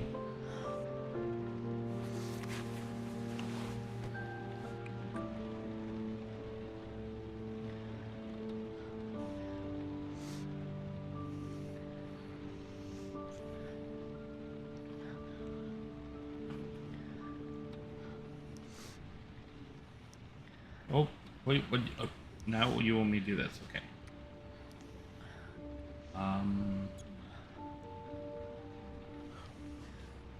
Game.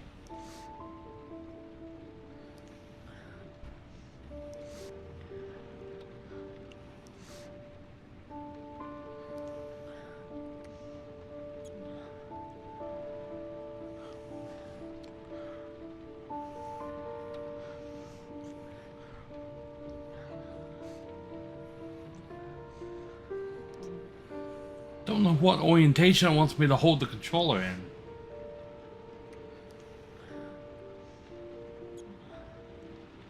Like, I'm completely vertical at this point, but when I go over the vertical point, it starts going back.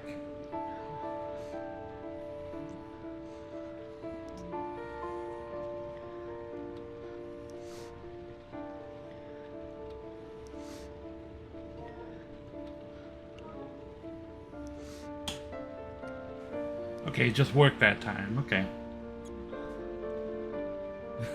Kind of hysterical. The inputs that the game is asking for, it's not good at reading those inputs from the controller. So a lot of times you'll put in the inputs correctly, but they'll fail. And then it'll give you a new set of inputs that are different from the first one. Like with that scene, like he was going to unfasten her bra, and so I was doing those inputs. And then it failed, because it didn't read the stick input, and then it decided, okay, we're just gonna lay down on the floor instead, and then I couldn't get it to read because it wanted me to move the controller in a particular way in order to do it. And like this right here, I have to do this input slowly, or it will fail. But a lot of times, it doesn't read those inputs correctly. That is my main complaint with the game so far, is that it asks for complicated inputs, but it doesn't pick them up.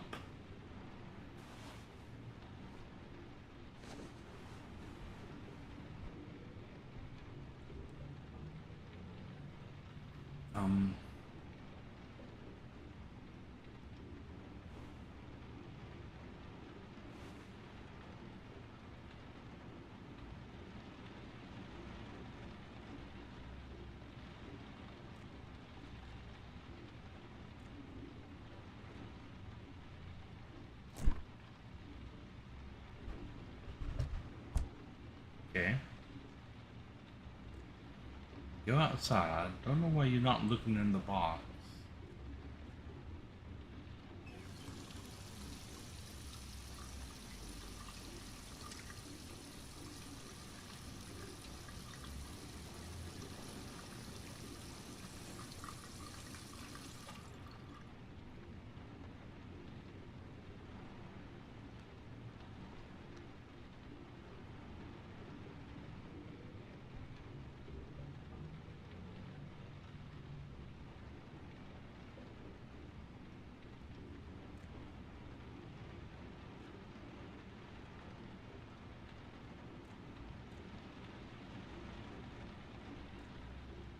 I could leave.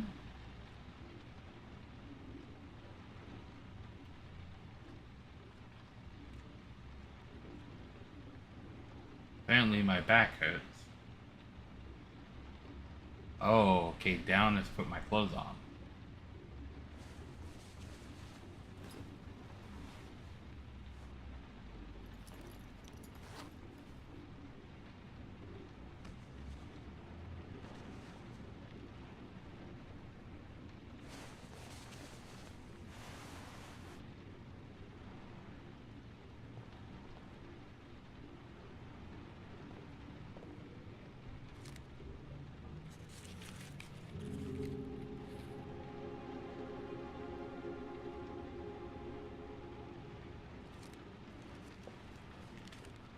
Unexplored Rainbow Lake.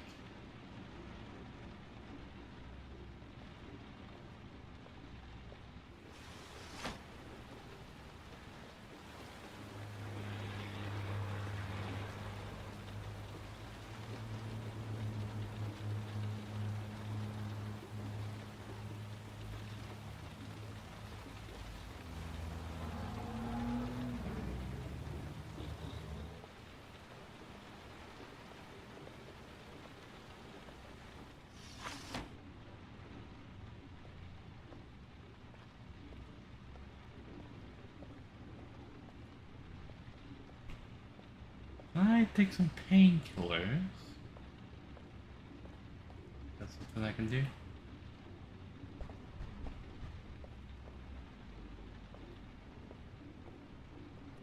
Guess not. Okay.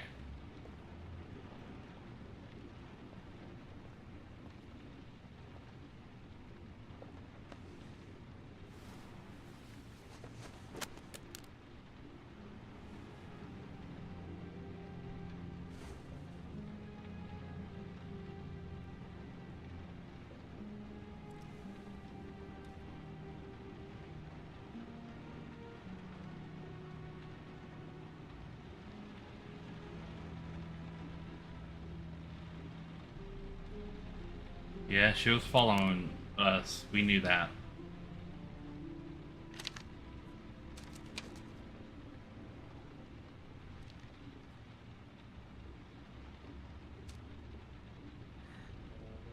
I should have guessed. All this time and I had no idea. Ethan, what's the matter? I thought I meant something to you. listen, Really? You're a pretty good nurse for a fucking journalist! Ethan, I wanted to tell you, but... What kind of article were you gonna write? My life with a serial killer? No. How I caught the origami killer. Maybe you'll get a book deal. I hope it was fucking worth it! Ethan, it's not what you think. You lied to me, Madison! All this time you fucking lied to me! I thought you wanted to help me, but you're only thinking of writing a fucking book!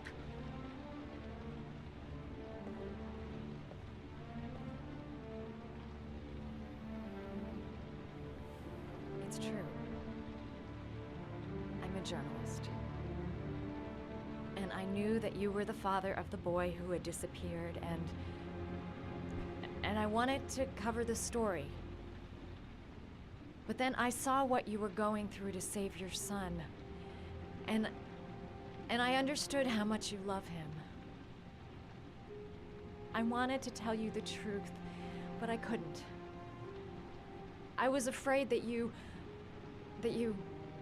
may not believe me. I was afraid that you'd ask me to go. All I want is for you to find your son alive. And when it's all over, I want to be with you. I mean, I think she's telling the truth.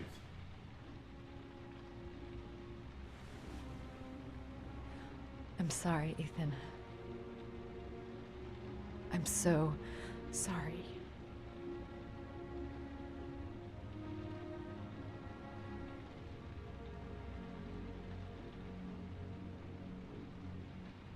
You're leaving, aren't you? It's the last origami figure. The last letters, then I'll know where Sean is. Take care, Ethan. I can't lose you now.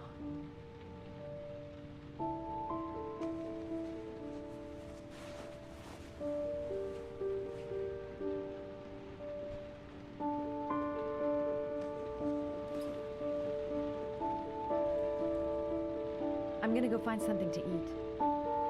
Wait for me. I'll be back in 10 minutes.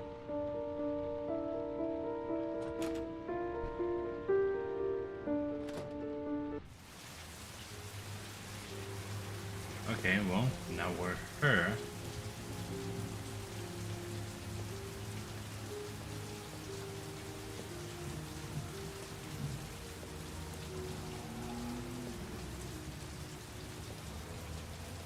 That's apparently the wrong way.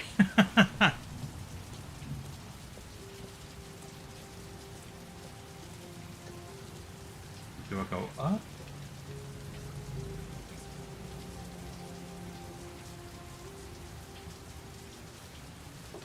No.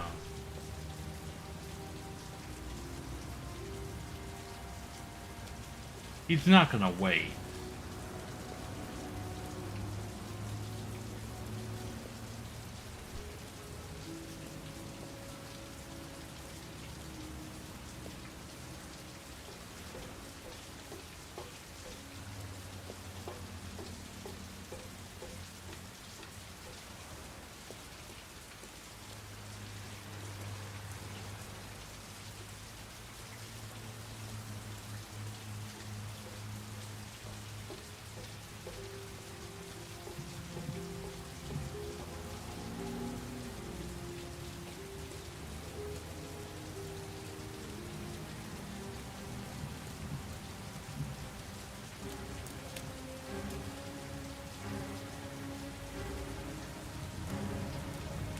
Cops. They're looking for Ethan. It looks like a raid.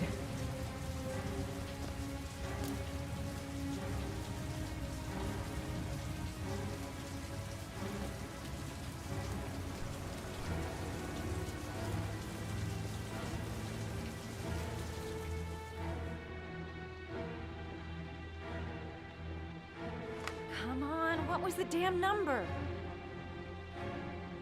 207.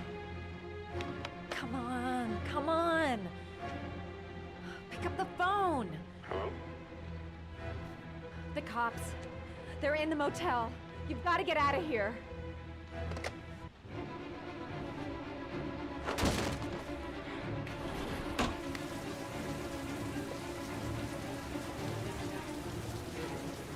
Oh.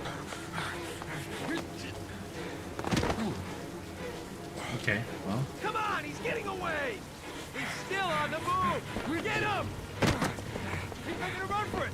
He's on the balcony!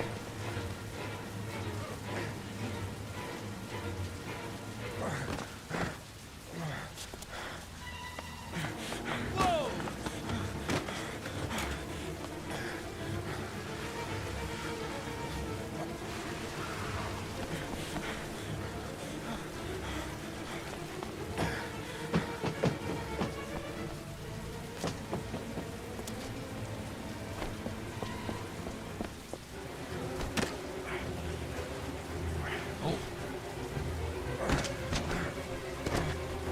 Don't move!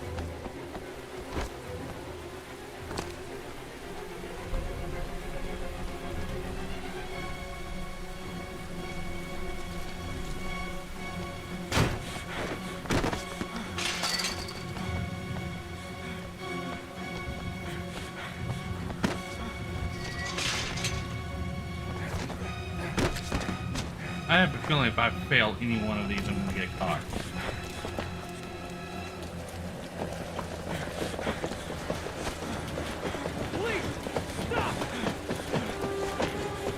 Stormtrooper levels of police officer.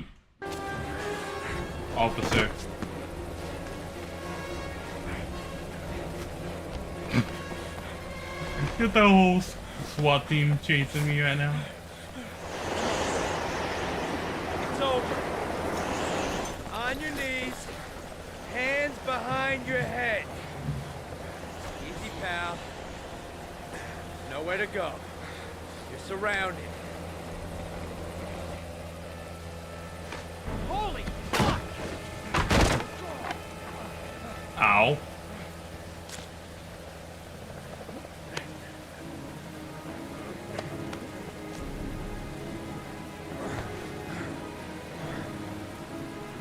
Yeah, so there's no way you can shoot him from that distance.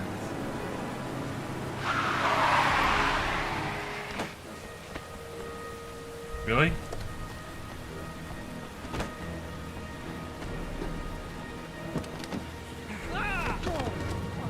And now, Grand Theft Auto.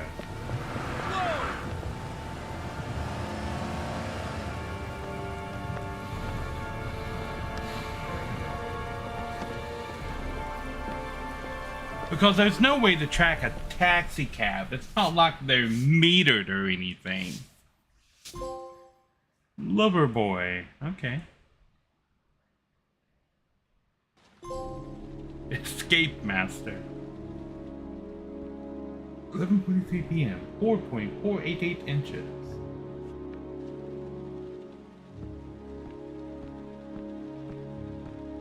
Mr. Shelby.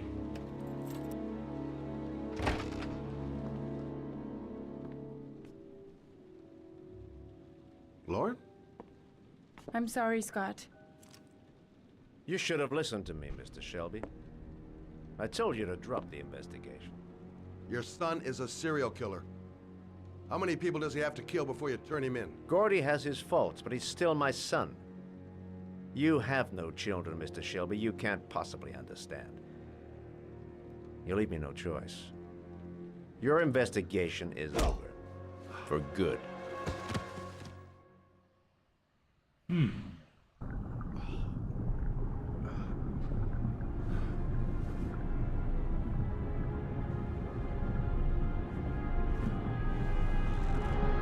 Lauren! Shit!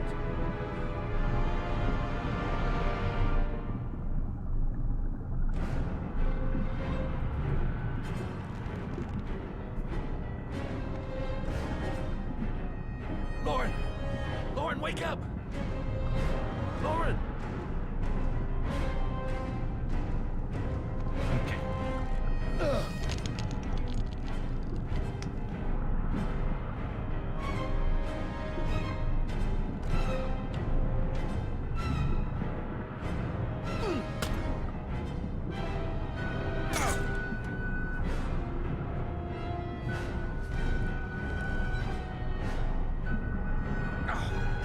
God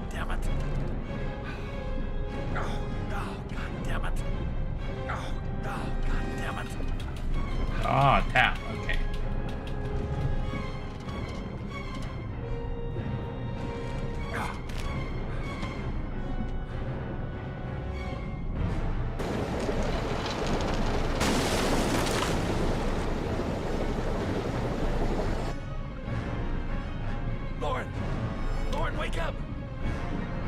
Lauren!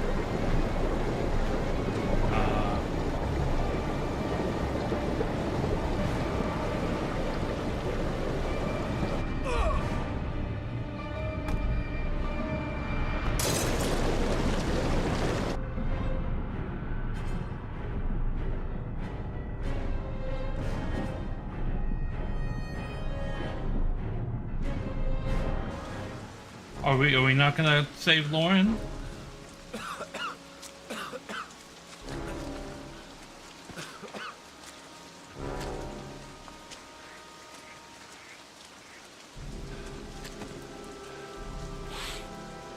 Bastard. I'm gonna kill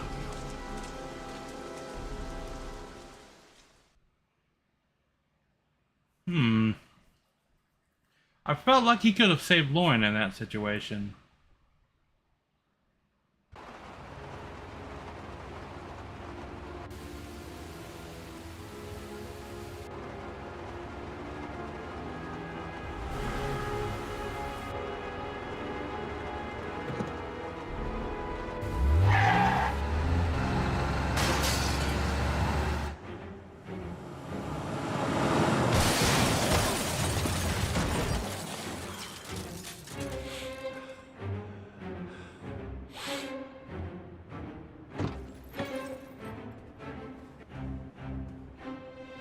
Oh, he's on a rampage.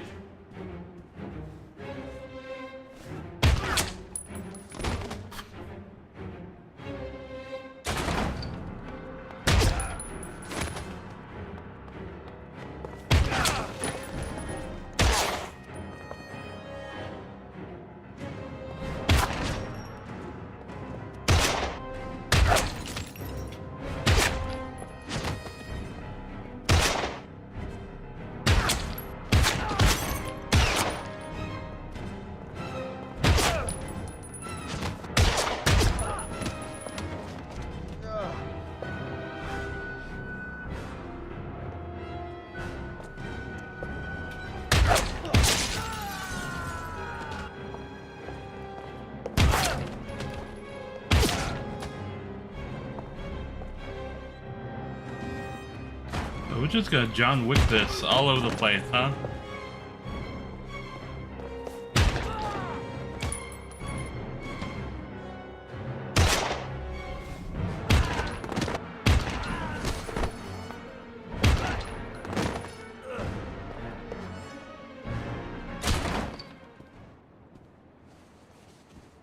Stay back! Don't come near me, or I'll shoot! Fucking asshole. Please, don't. Oh!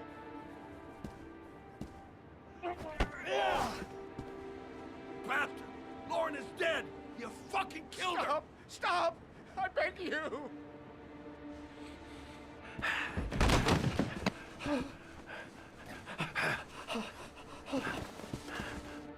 Your idiot son killed all those kids, didn't he? He's the origami killer. No! No! He's innocent! He's not a killer! Not a killer!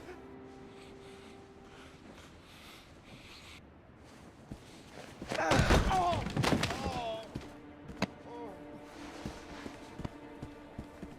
You're a fucking liar. Now tell me the truth. No! No, please! Don't hurt me! Last chance. I don't know! I swear! I don't know anything! Oh. Oh. Stop! Stop! I beg you. I'll tell you everything.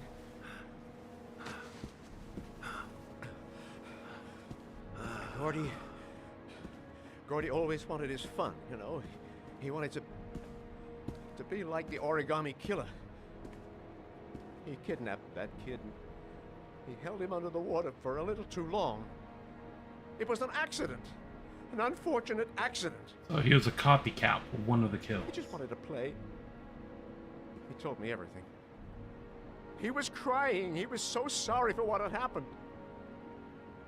Whatever he did, Gordy is my son.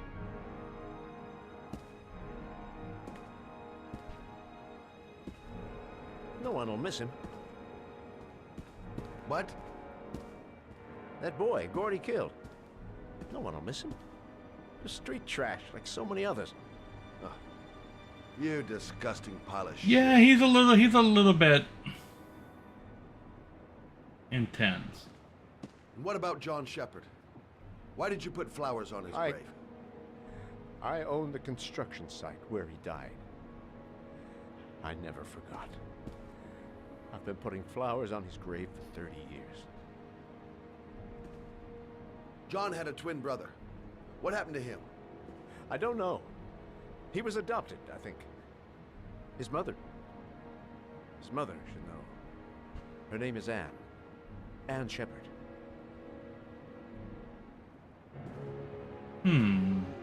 That girl, Lauren, she was just a whore. You'll forget her in no time. Come and work for me, Shelby. I'll pay you well. Be able to have all the girls you want. I think he's about to die. Never say her name again. You hear me? Never.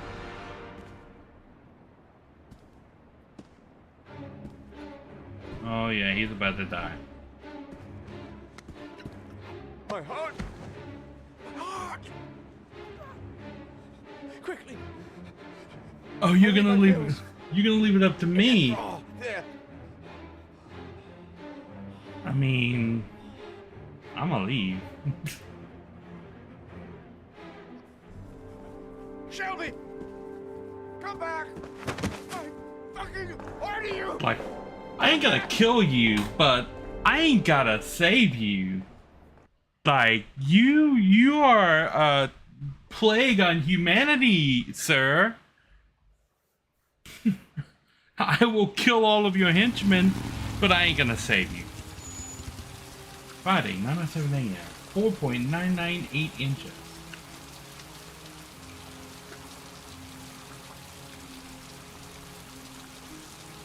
$30 years if it's John Shepard's brother that's doing it. Now, from what I'm understanding so far, I've got two people in my head who this could be. John Shepard's brother, twin brother, could legit be the origami killer because of how his brother died. But what doesn't make sense is the length of time that the origami killer has been active. If it was John Shepard's brother, I would imagine he would have been active for at least 20 years. Because he would have started doing it as soon as he could. And he seemed like he was like 9 or 10 when John died. I forget how the hell they said John was. So I imagine he would have probably started when he was about 20. So if the origami killer has been operating for 20 years, that would make sense. But if the origami killer has only been operating for the past couple of years, it might still make sense that it's Ethan doing it for his son that was taken, that he's got like multiple personality disorder and he's doing it. But then the guy that killed the creepy dude in the office was built like our private detective guy here.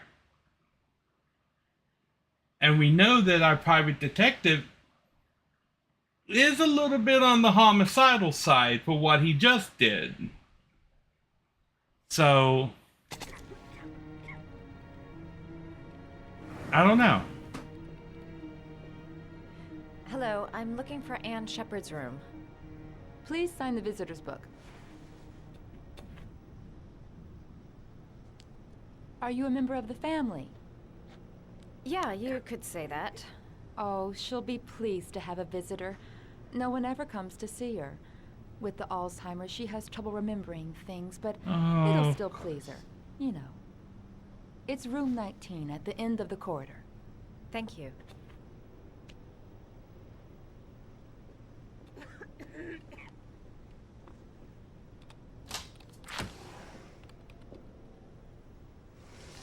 Yeah, and we don't know his motivations other than he's a private investigator. Is he working for someone? Is he doing it on his own?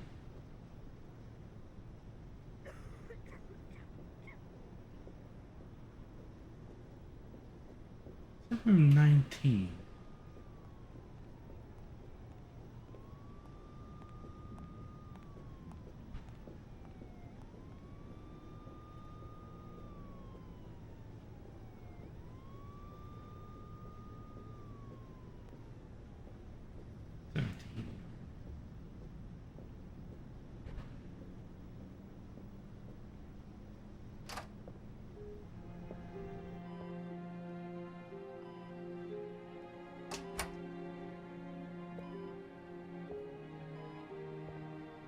Hello, Mrs. Shepherd. Is it time for my pills already? No, Mrs. Shepherd, They're never on time with my pills. I don't know what they do here. In the other hospital, they were always on time. But here...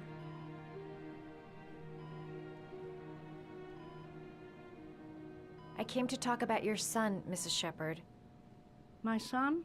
I have no son.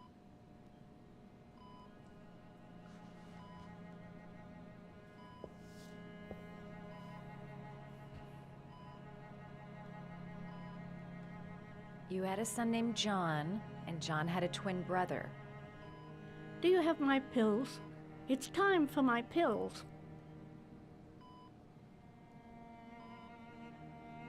I know what happened at Carnaby Square. Do you remember? Carnaby Square.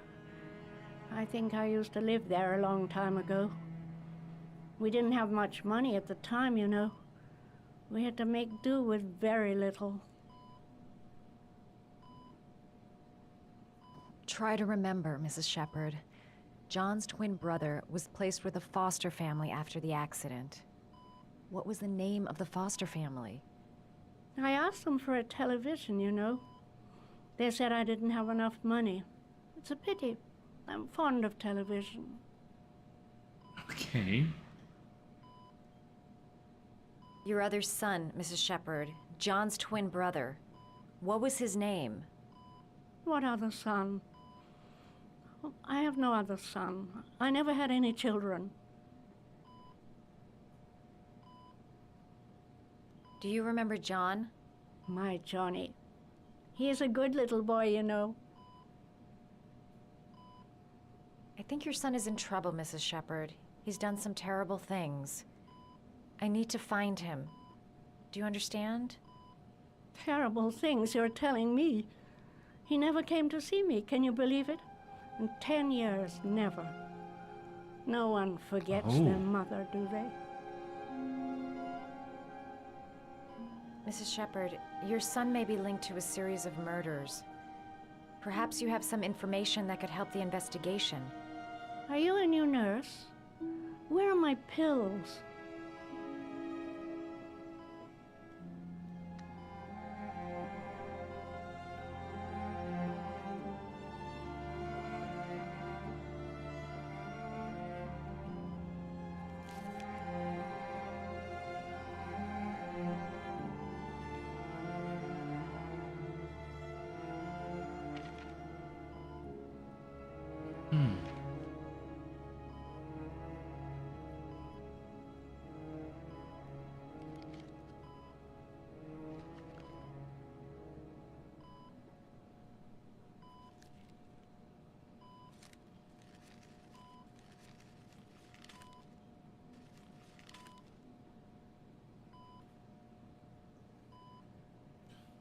How are you expecting to hold down that many buttons?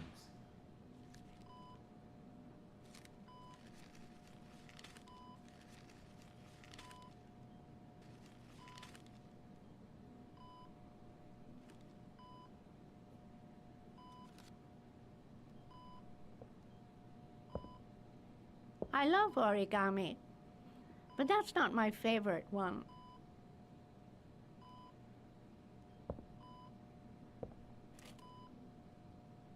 Okay.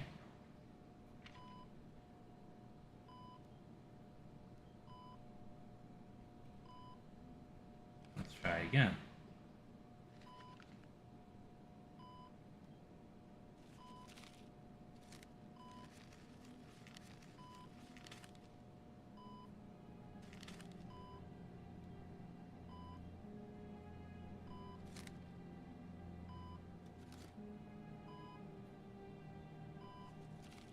Oh, you know how to do these little dogs, too. My children loved origami. I taught them how to do it. John loved the little dogs. He always wanted to call them Max. Max, Max, Max. All dogs with the same name. I was wasting my time telling him they couldn't all have the same name. But he always wanted his paper dogs Max. It's funny, isn't it? Okay.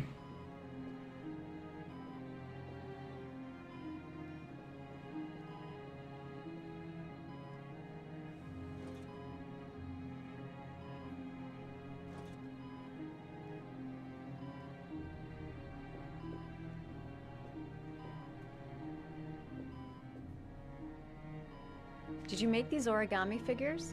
My little paper animals. They played with them for hours. I showed my boys how to make them, you know. Yes, your boys, Mrs. Shepherd. John and... what was your other son's name again? My other son? I only had one son. My little Johnny. Hmm.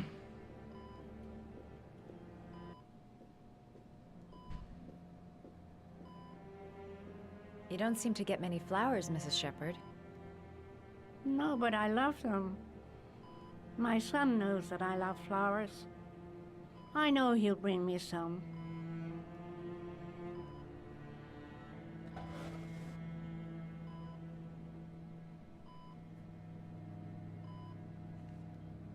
Are these your children, Mrs. Shepherd?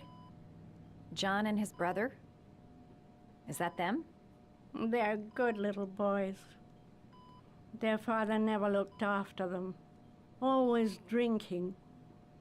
They didn't have an easy life, you know.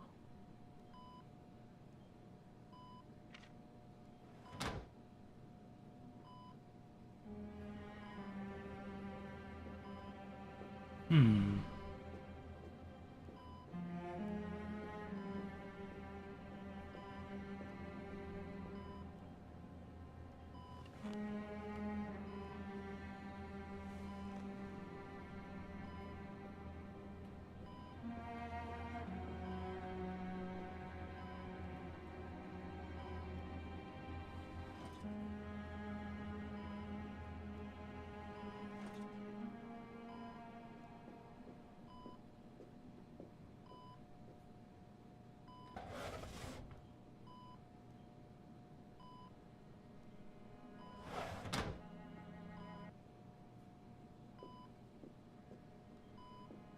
Cabins.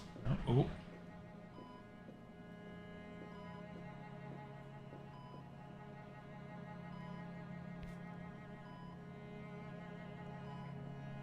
Okay.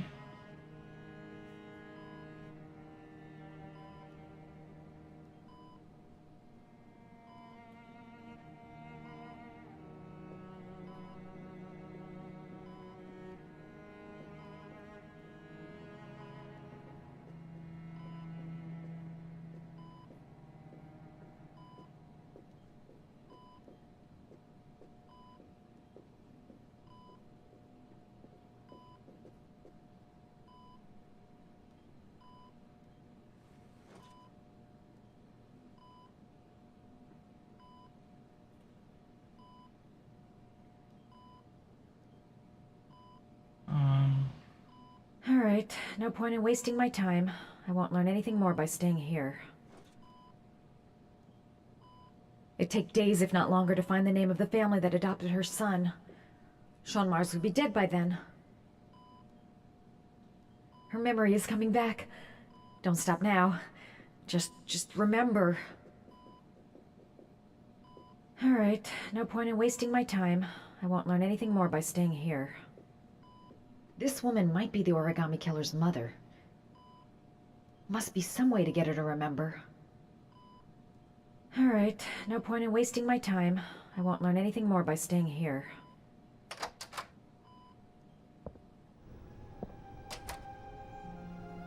Okay, now they've told us several times that the flowers that are laid on the memory. Does Mrs. Shepherd ever talk about her past? It's not all very clear to her now. Sometimes she'll remember the oddest things, though. I suppose if she sees something that reminds her of her past. Did she ever mention her sons? Sons? Well, she often mentions John. I think he drowned. Does she ever talk about her other son? I didn't know she had another one. I've never heard her mention it. Okay, so she don't. I'm looking for her other son. He was adopted. I mean, he's probably changed his name. Is there any official documentation on Mrs. Shepherd? No, there's nothing really. Nothing about her family. I guess if her son was adopted, then she's the only one who could tell you about that. Sometimes, if you show her things, it seems to trigger a memory from her past. You might get it to remember. Thanks for the advice. I know exactly what to show her, because I noticed these flowers on the way in. Oh my god, lady, get out of the way. And I noticed they just happen to be orchids, which we are told is placed on all of the bodies. Like the FBI guy has mentioned a particular type of orchid every single time we've gone to a crime scene or into his little evidence thing.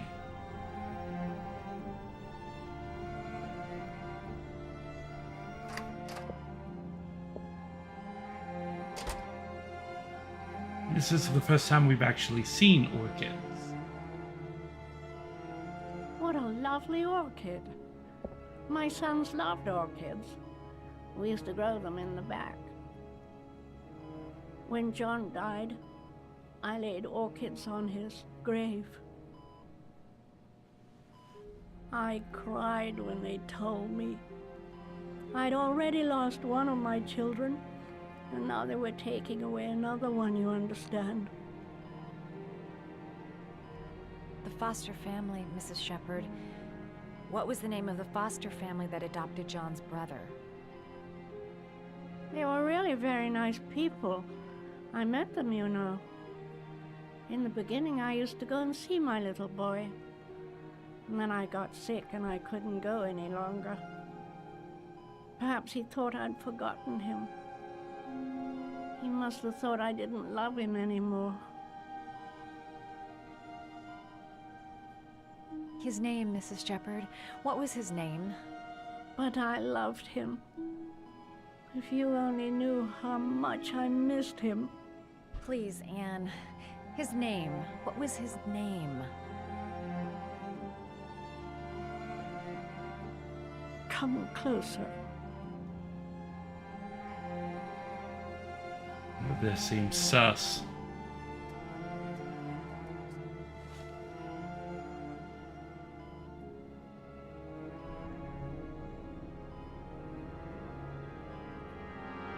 You can tell her, but not us.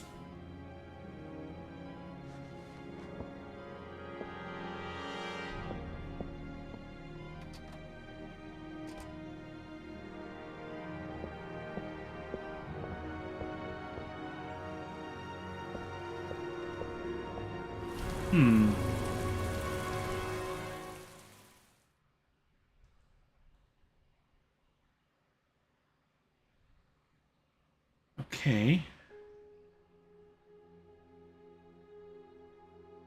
Friday, 6:24 p.m. 5.115 inches. Okay. I'm gonna throw up my break screen real quick, take a quick little break, be right back.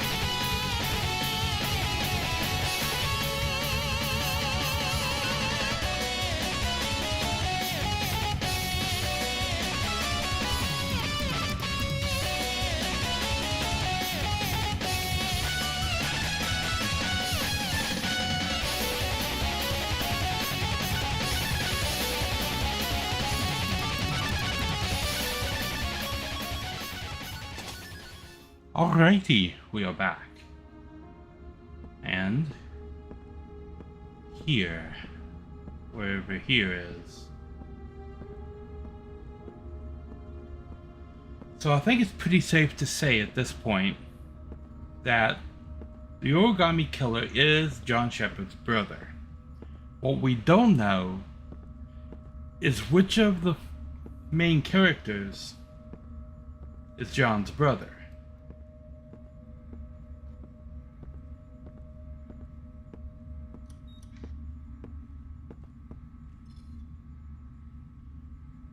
The last trial. The last question. Are you prepared to give your life to save your sons? There is a deadly poison in this vial. It will kill you in exactly 60 minutes. If you drink it, you will get the last letters of the address. You will have enough time to save your son and say goodbye to him, but then you will die. You can drink the vial or decide to leave. The choice is yours.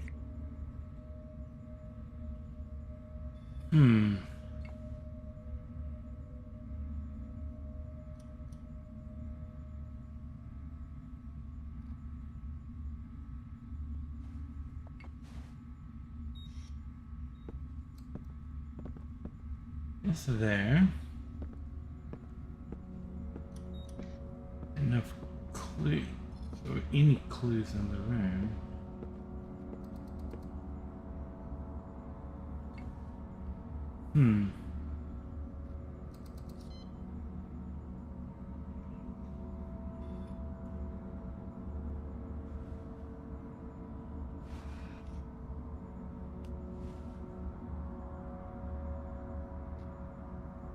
So, do we drink it or do we not drink it?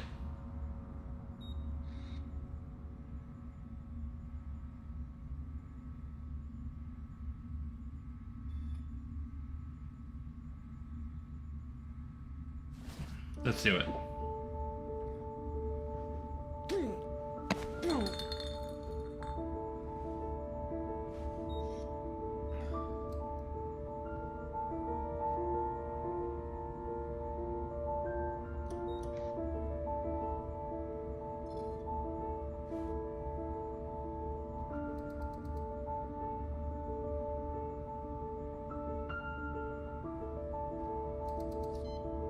The last letters have been sent to your phone.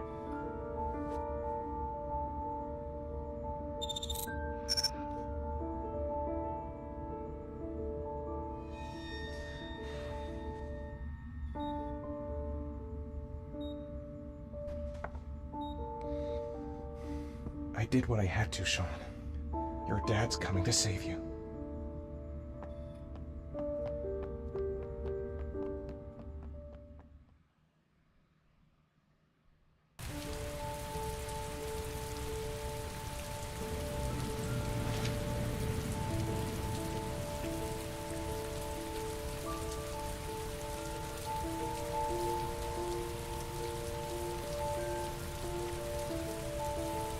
Okay.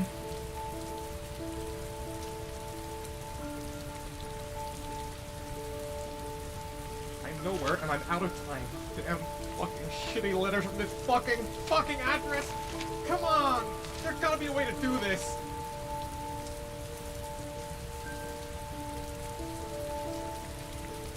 Several different addresses fit these letters.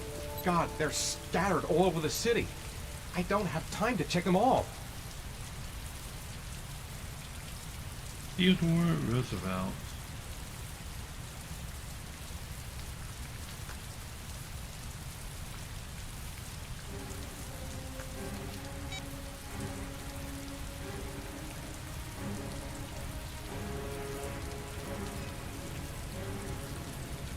Okay.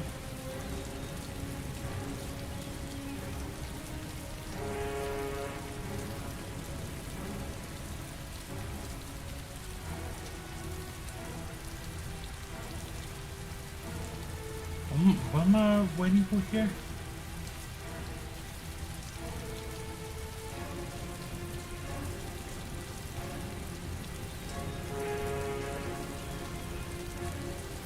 Looks like a boat.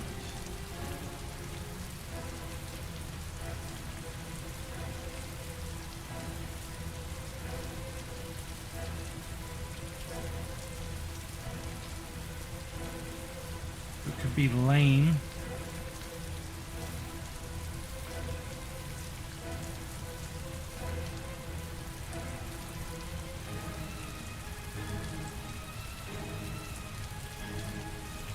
It's not road. I mean, it's not park. It's either road or it's lane. Having the boat sound would make you think it's road. I may only have time for one address. If Sean's not there, I'm done. It's a crapshoot.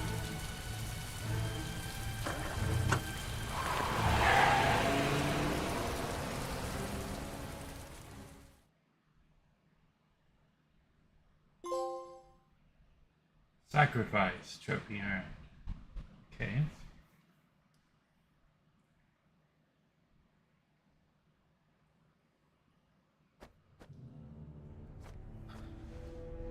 We've only got a few more hours left to save Sean Mars. There has to be a goddamn clue somewhere. It's probably staring me in the face. This kid's gonna die, and I'm going around in circles!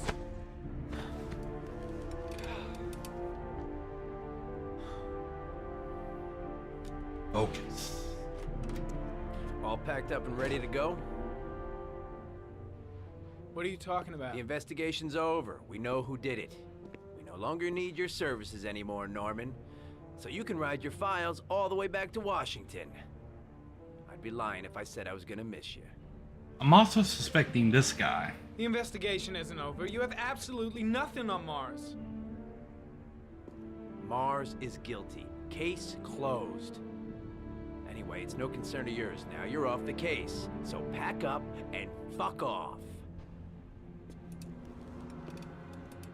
Blake, you are an unbalanced, psychopathic asshole. I'll take that as a compliment. Honestly, I don't give a shit what you think. I found the origami killer. Everyone's happy. End of story. Have a nice trip back, Norman.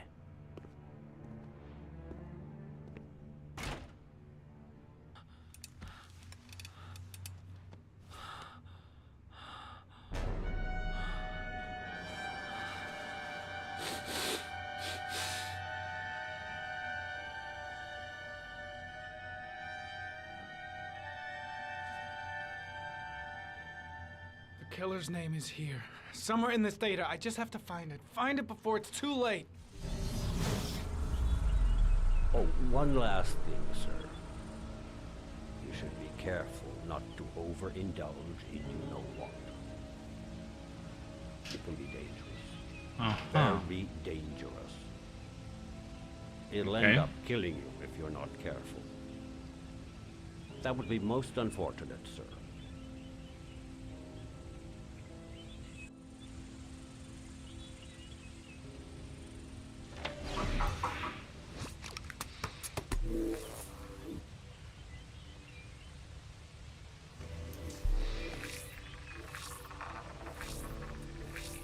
Okay, got the card back. Ari was in record mode when I was fighting with the killer. Perhaps there's something on it.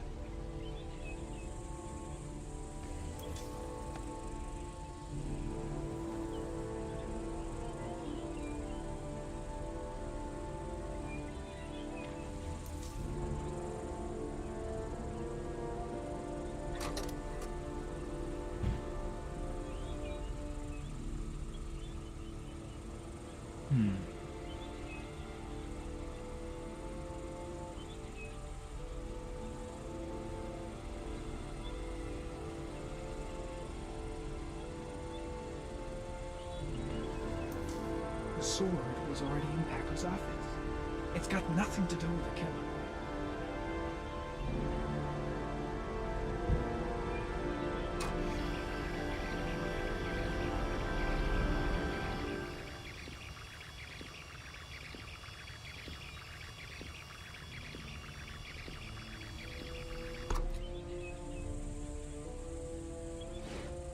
The gun the killer left at the Blue Lagoon. Perhaps there's some way of tracing its history.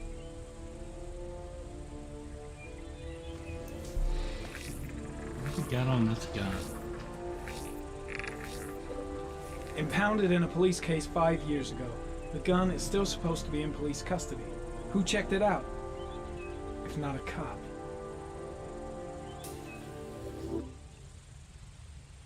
Okay. 2 receipts from the same gas station.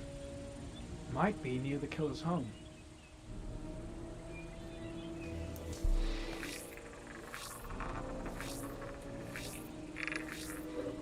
Ugh, that doesn't get us anywhere.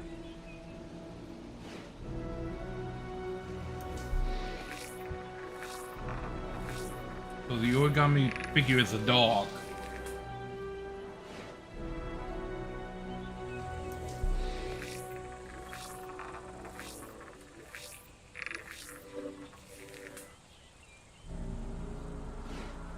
Looks like the killer is a cop. Carter Blake! That would explain the dead-end investigation and his desire to frame Ethan Mars. Or the private investigator.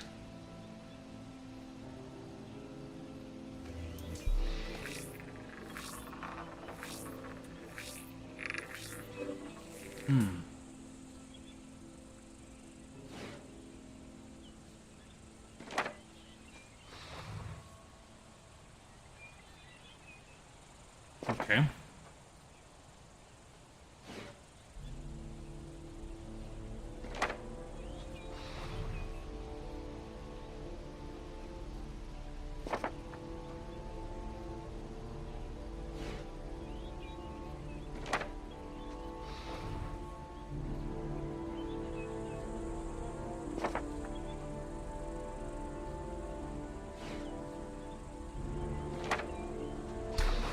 The killer lives in this zone.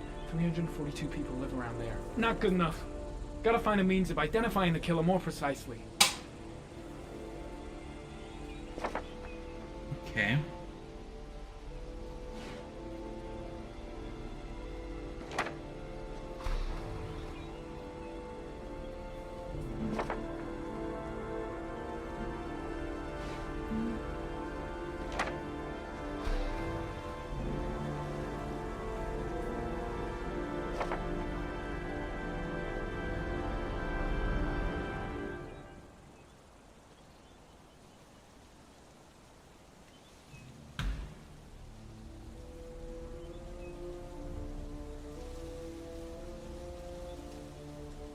Okay. A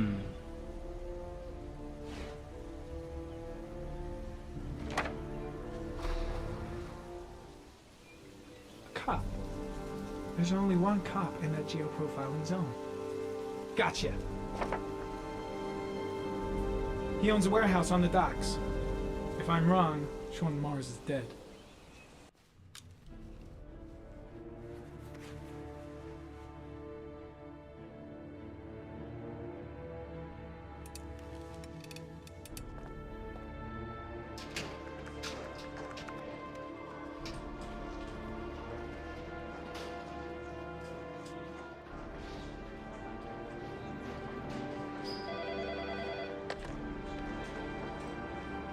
Are you sure it's the right car? At the docks. Call the SWAT team. Oh, and I'll need a chopper. Today? Of course I'll need it today, you fucking imbecile.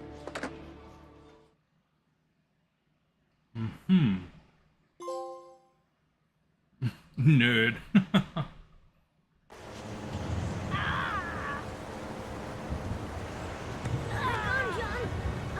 I'll get help. Just hang on. Go on, hurry.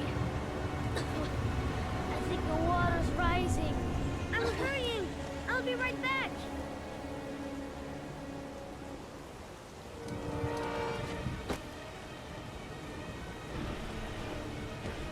Unless the killer is John himself.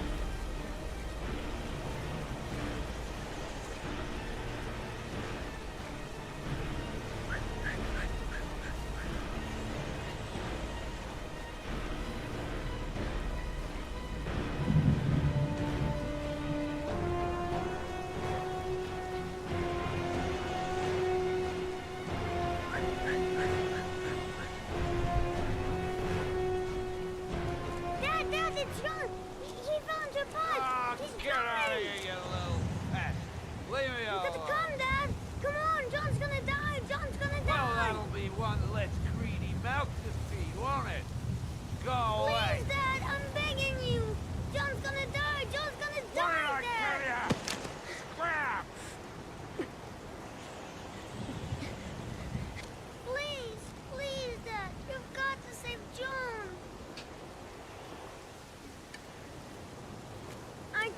John. I really tried. But he wouldn't come. Please don't die, John. Please.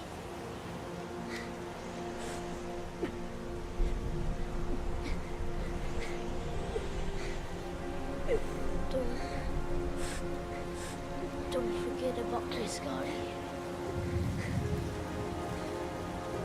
Scott.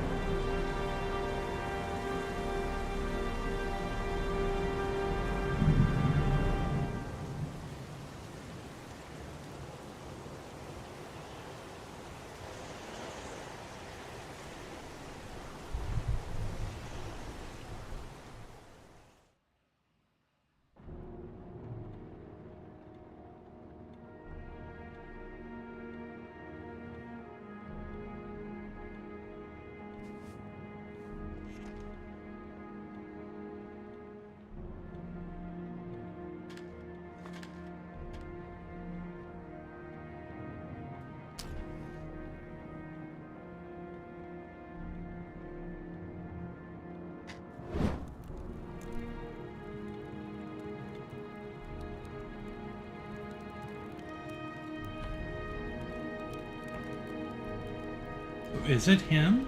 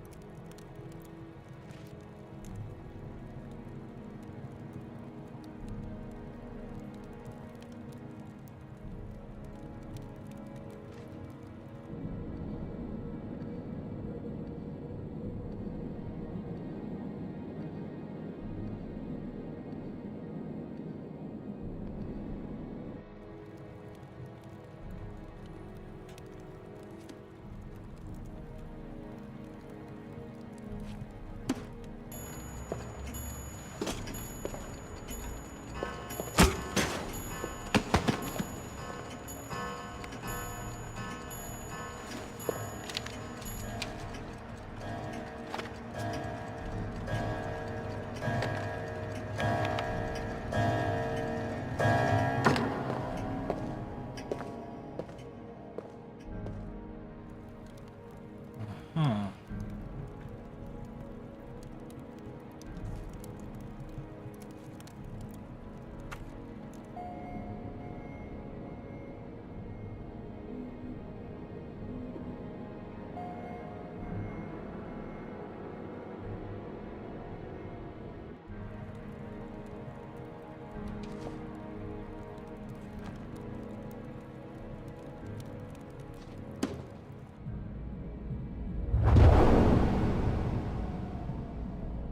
That's when I started suspecting this guy.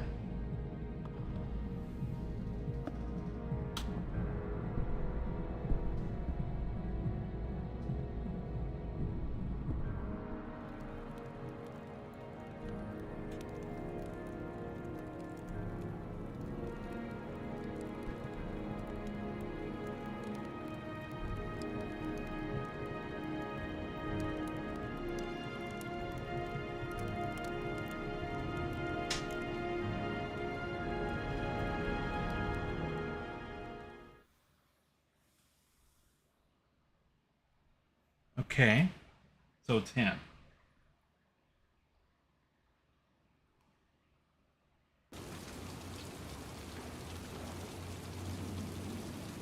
.636, 5.644 inches. Oh, this isn't going to end well.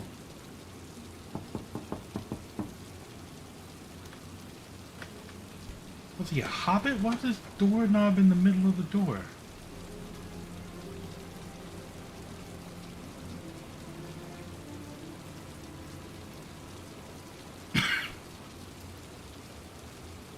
What's that mean? Up and down? Left and right.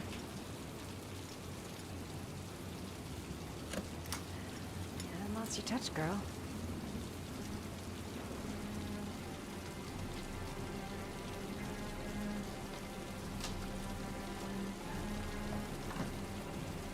Origami killer's apartment. There must be something that'll tell me where Sean Mars is.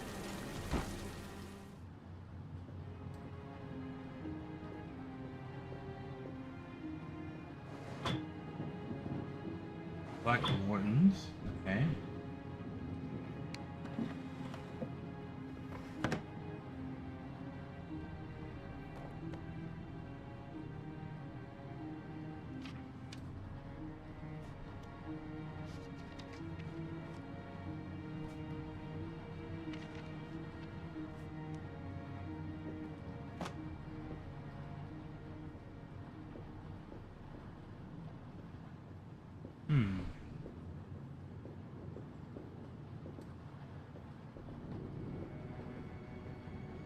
That's where the smell of burning comes from.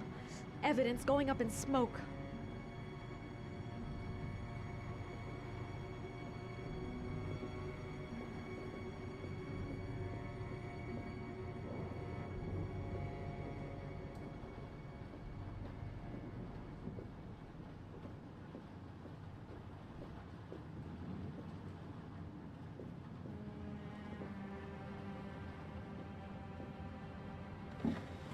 He used to be a cop.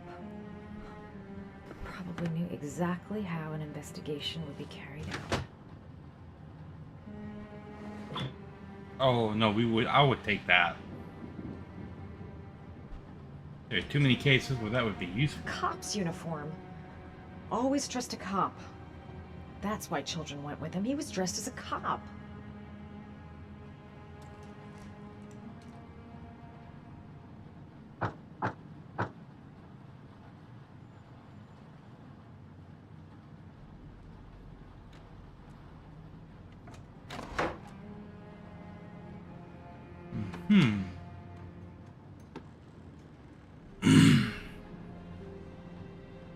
Oh.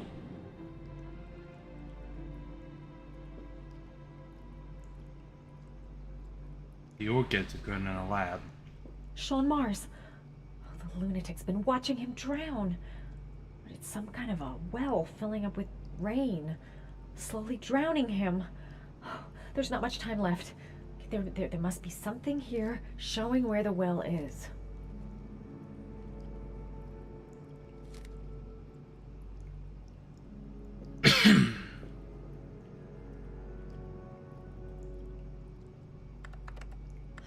Shit, it needs a password.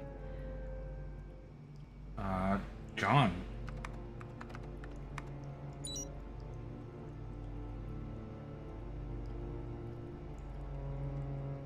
Origami.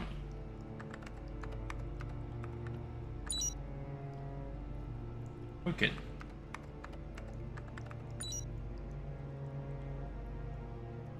Shepherd.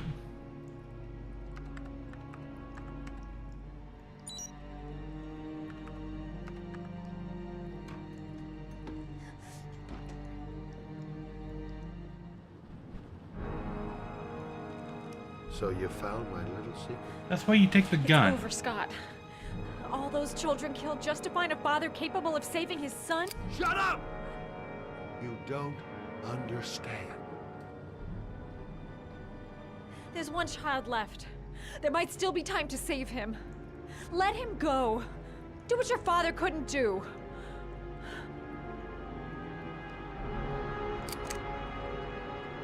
Get in there.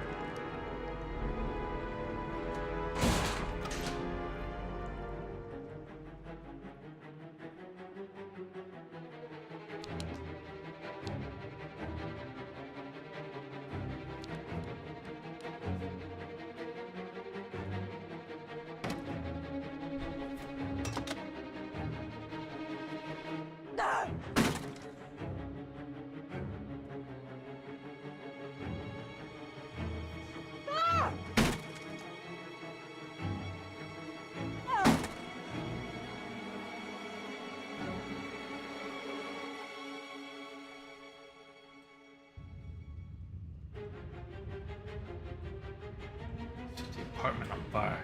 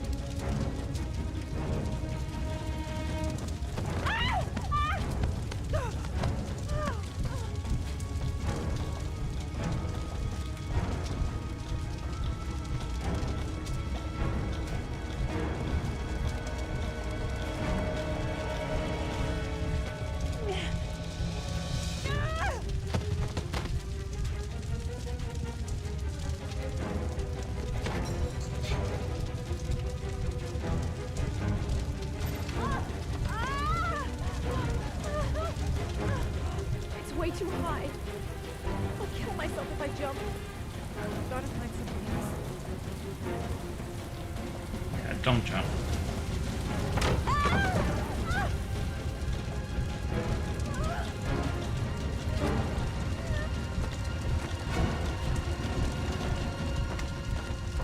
Take your jacket off.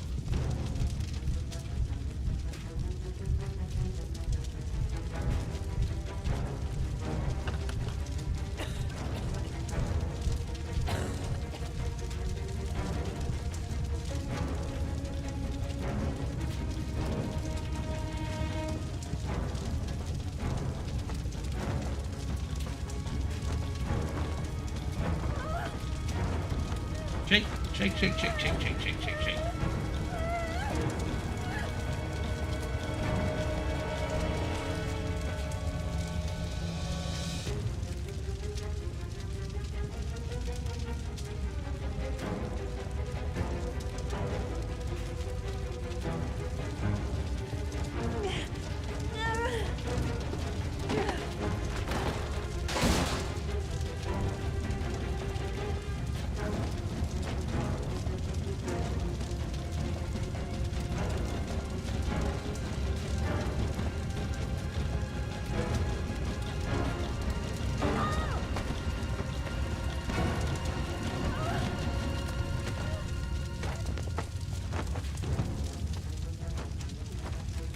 Game is not picking up my inputs.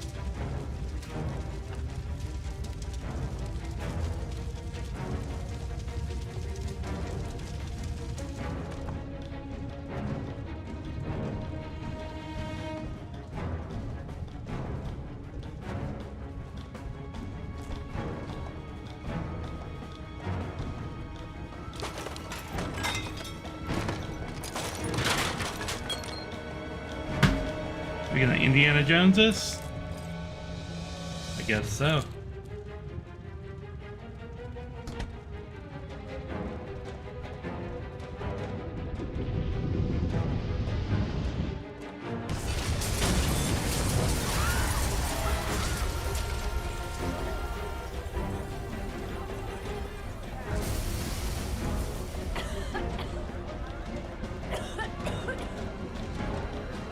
We're just gonna yada yada how she got out of the burning apartment of refrigerator to the street.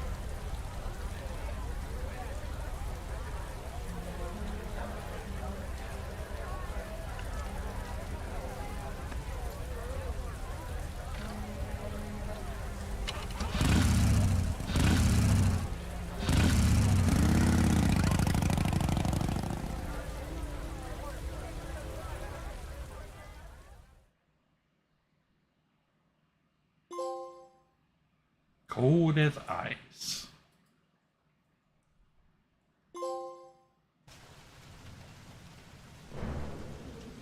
We found out who the killer is.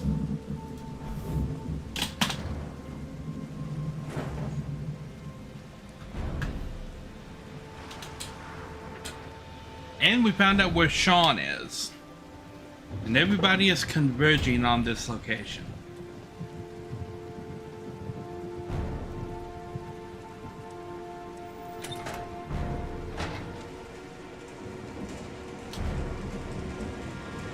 Sean! Sean! Sean! Sean! Sean!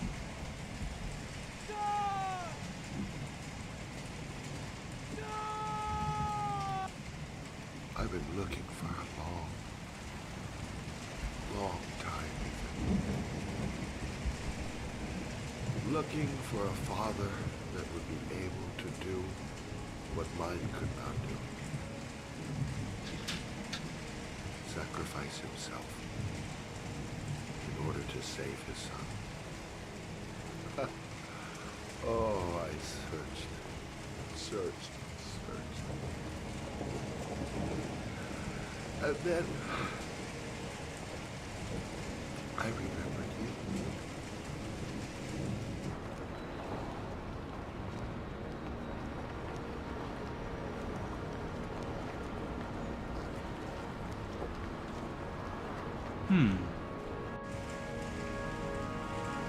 All those murders, just to find a father capable of saving his son. Just to find a father? Do you have any idea how it feels to be a worthless nothing in your father's eyes? Believe me, I've suffered just as much as my victims. I finished your damn trials. Now give me back my son! He's there. All you have to do is open that grate.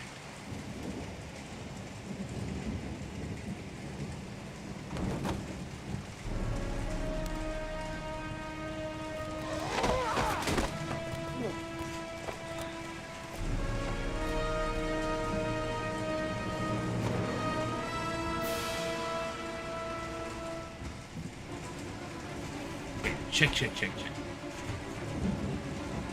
Lock.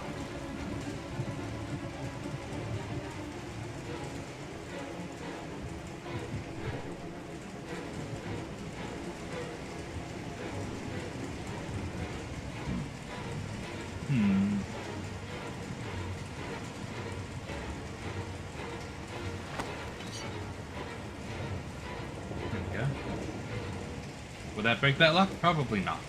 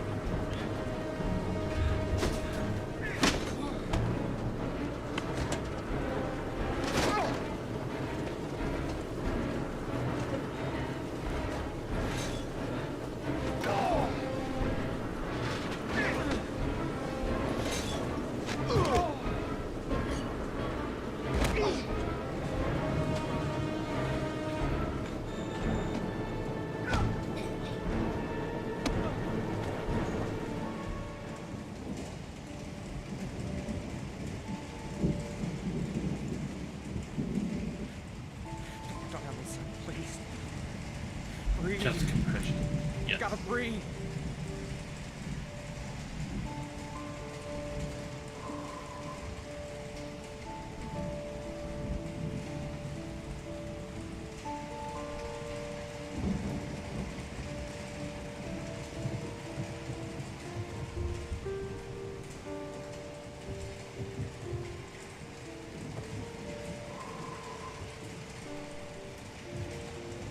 Don't leave me. Sean, don't leave me.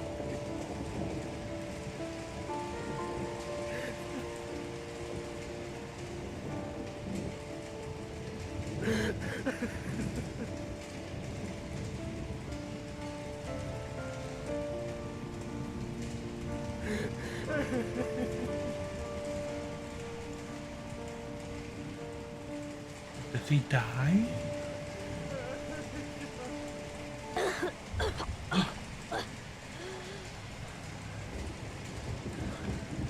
Oh, Sean. Oh. Oh. I thought you were gone. Dad, I knew you'd come and save me.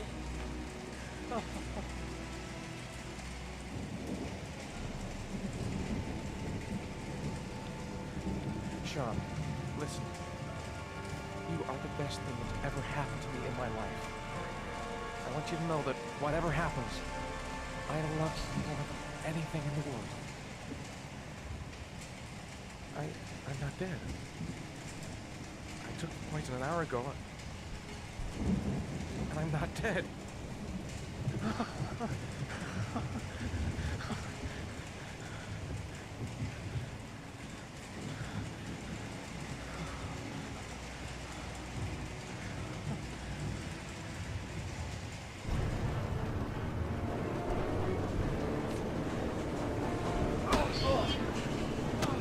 Oh.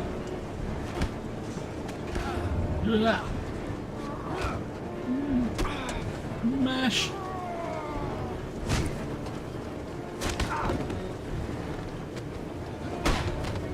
Oh, that was a good hit. There we go.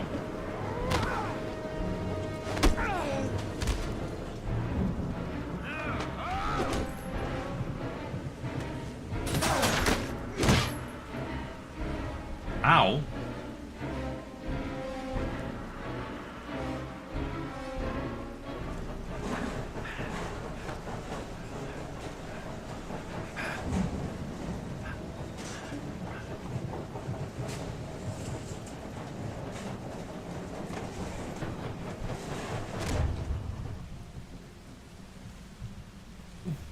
I miss one input and they kill me.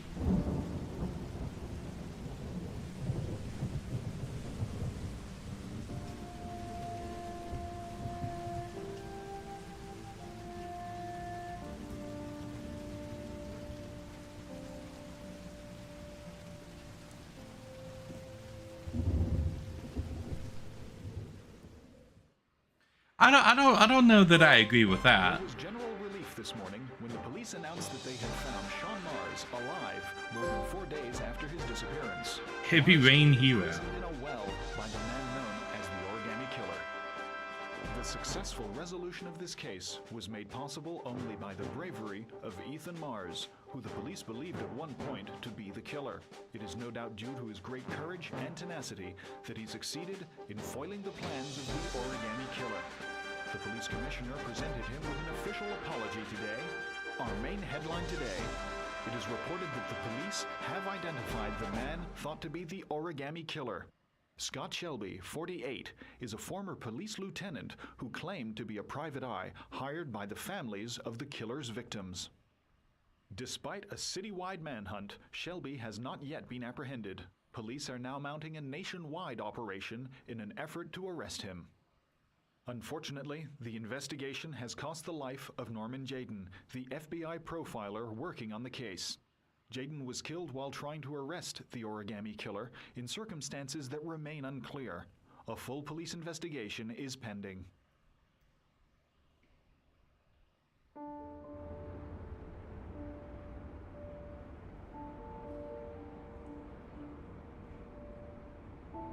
Let's just say a friend of a friend let me jump in line. If we like it, it's ours.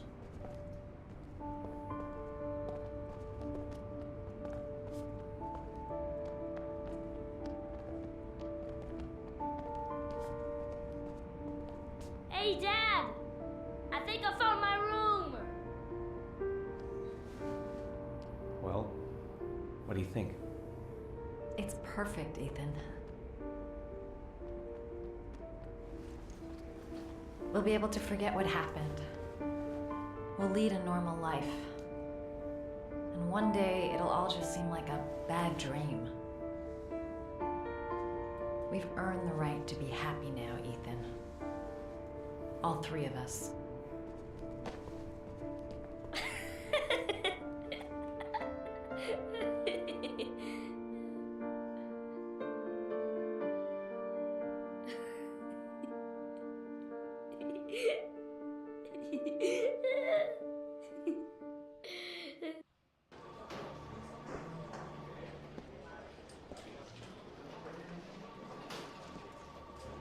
He's being buried in 2 days in some godforsaken hole in the back end of beyond near Washington. I have to attend as a matter of protocol. I'll pass. Jane and I didn't see eye to eye on much. No problem. I understand. Hey, sir, I still have his glasses. What should I do with them? Well, you won't be needing them again. Do whatever you want with them.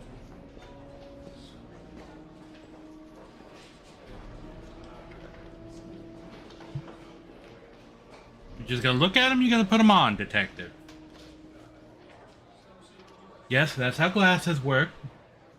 You put them on your face.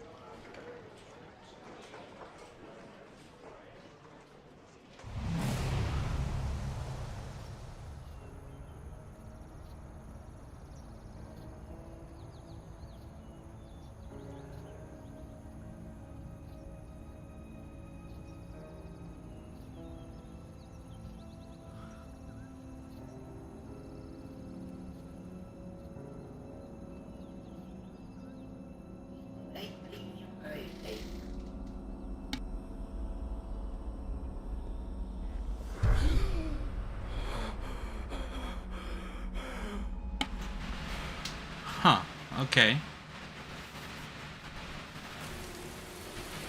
Well, that's interesting.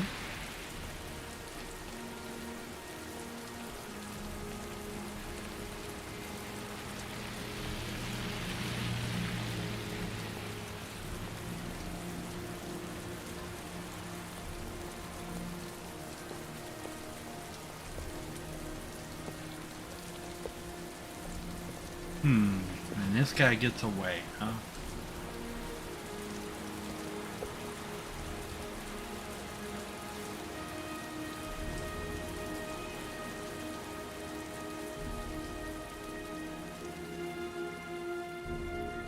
Twitch is eating your comments? Oh no.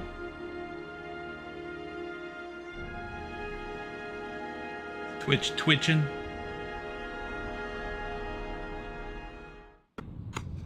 I want to see them again. I'm a father too. Okay. Oh. Yeah, I didn't do that. Did I ever have to dodge a truck? Okay, I remember that. So, final thoughts on this game. If it's possible to switch the identity of the origami killer based on your choices, that would be really interesting. Like, if it could have been the police chief or Ethan, if I had made different choices and the game compensated for that, that would be really cool. However, I don't think that is the case.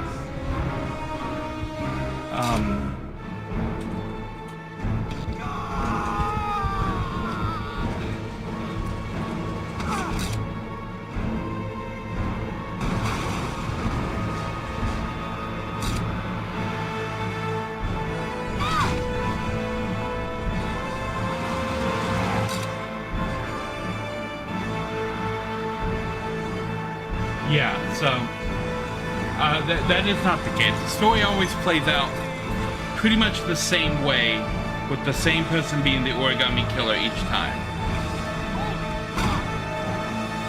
So, that being said, it's a fun game, and if this game is your introduction to this kind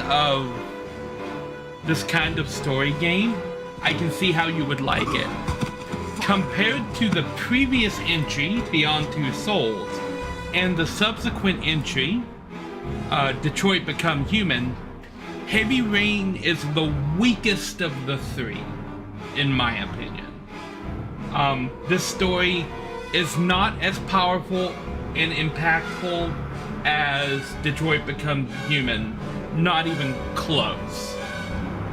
And it's not as emotionally driven as Beyond Two Souls, which I haven't yet played on the channel, but I will be playing at some point in the future. I don't think Heavy Rain is as strong of an entry as either of those games. And one of the reasons is I think both of those games played better. Whenever Detroit Become Human asked me for a specific button input, it never dropped my input. Like, some of the times it was hard and I missed the input, but it never dropped my input. This game dropped my input several times after asking me for specific commands, and then I would do the commands and it didn't feel like I messed up the command, but the game says I messed up the command. And some of the commands are very confusing in this game. They like to shake the command buttons around. But that leads to a problem because there is a prompt that is the button shaking around that indicates that you need to tap it really fast. But they would take all of the prompts when it was like a high emotion scene and shake them all around. So sometimes you would get a prompt, you're like, oh, it's shaking, I need to tap the button, and then it would say no, and you have to start the sequence over again. Because it wanted you to hold the button, it was just shaking the hold button around, the same way it shaked around the tap button. And you couldn't always tell. And so sometimes it led you to inputting the wrong prompt because of how they were presenting it. I get wanting like the more emotional ones to stand out and like vibrate, but if you do that, you can't have a command that identifier is vibrating, because that leads to confusion. That was my main issue with the game, were those two things. Confusing commands for what the game wanted you to input and dropping your inputs randomly. I honestly don't remember if I had problems with Beyond Two Souls dropping inputs, but I know that I never experienced that in Detroit Become Human.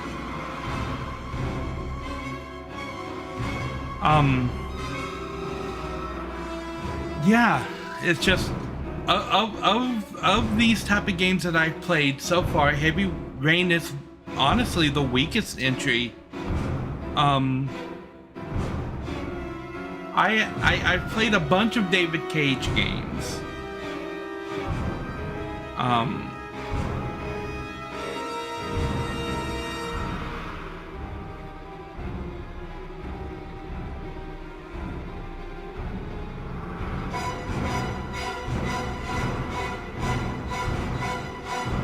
Like, I haven't played the Nomad Soul, and I honestly don't remember Fahrenheit or Indigo Prophecy and how it played out.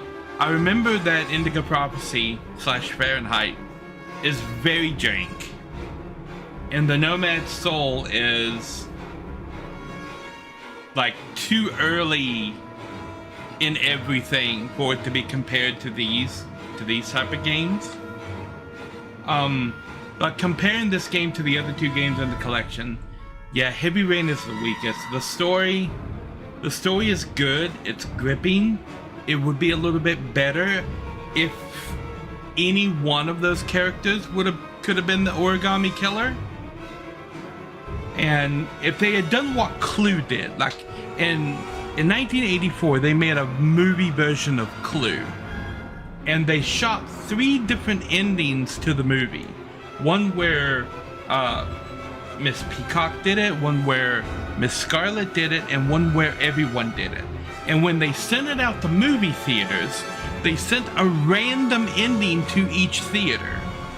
You didn't get to see all 3 endings side by side until you got the home video version of it. So you would go to one, like your friend could go see it in one theater and think that Scarlet did it, and then you went to see it in another theater and you think that Peacock did it, and when you start talking to each other, your endings don't match. And both of the cuts, all 3 of the cuts for the ending to that movie starring the delightful Tim Curry. Tim Curry was amazing in that. But because they sent a different ending to each theater, and each of the endings made sense in the course of the film, it added so much to what was just a silly comedy movie based off of a board game. They could have done that with this and made your choices over the course of the game frame out the Origami Killer as like the police chief or Ethan or Scott, and have that like play through right there at the ending, so that it could be a completely different person. That would have made the story here a lot more impactful if I could have played it to be different people. But the fact that it does feel very linear. It doesn't feel like the choices that you make really matter all that much. And that is not the case with Detroit Become Human. Although I know the story in Detroit Become Human is linear, and I know that different characters can die, and we know that different characters could die in here, because there's several places where several of the main characters could have got killed. And we know that one of the main characters did get killed, the detective guy.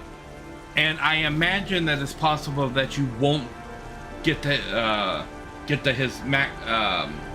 Ethan's son in time to save him, so his son could probably die, and Ethan could most definitely die. And I imagine there's probably an ending where Ethan still goes to prison because you murdered that one dude in cold blood. So it seems like there's a lot of variation in how the path is taken, but it's still a path from point A to point B. The only question is, how many side points do you go to on your way to point B?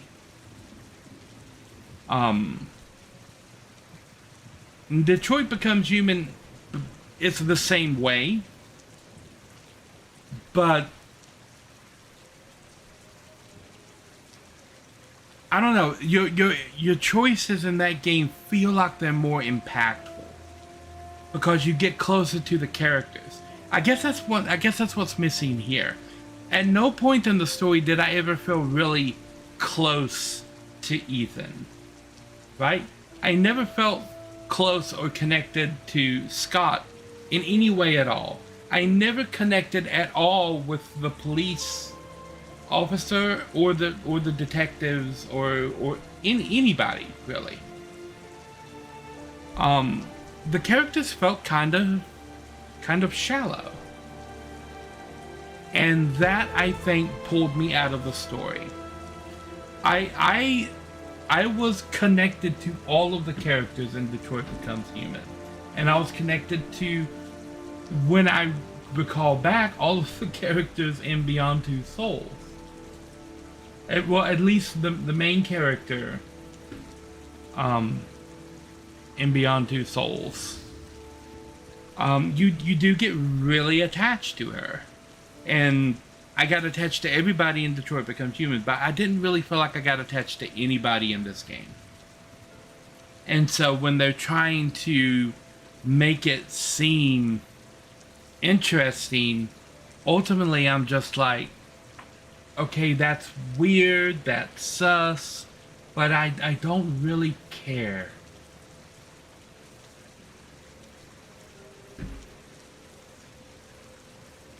Yeah, I think that's my final opinion on Beyond Two Souls. It's telling a really, really interesting story, but it could have been told in a much cleverer way, and it's involving characters that I really don't care about, and that the game at no point ever gave me incentive to care about.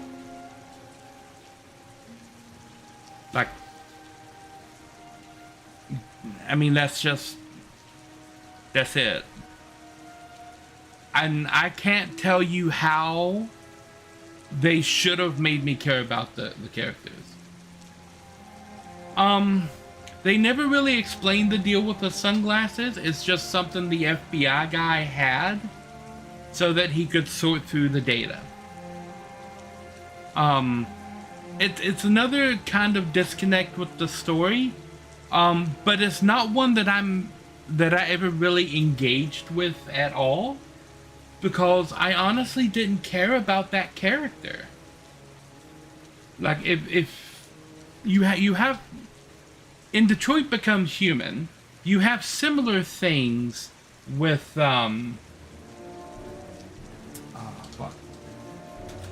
what's his name?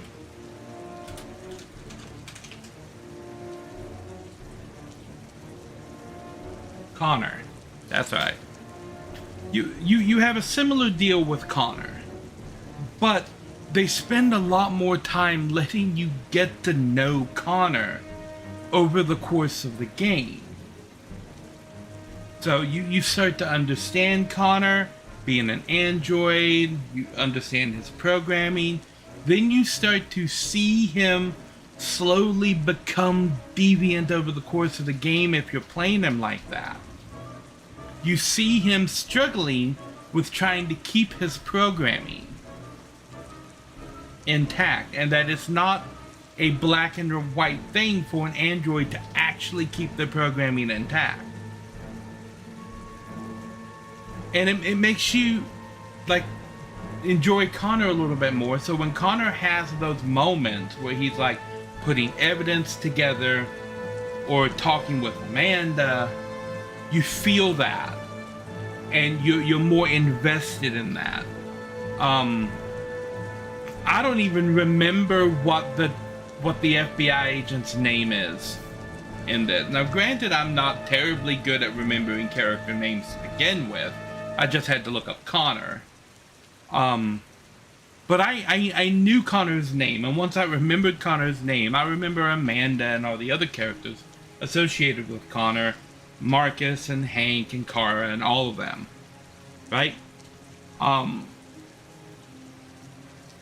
don't remember the FBI agent's name, and I literally just finished the game. We just saw the news broadcast that said that he died, but the character meant so little to me. I don't even remember what his name is. I remember Scott's name, but I don't remember what his last name is. Like, I only remember John Shepard's name because John Shepard is the main character in Mass Effect. Mine was Jane Shepard, but if you pick the male Shep in Mass Effect, his name is John. Like, like that when they said the guy's name was John Shepard, that was the connection I made. Oh, like Mass Effect.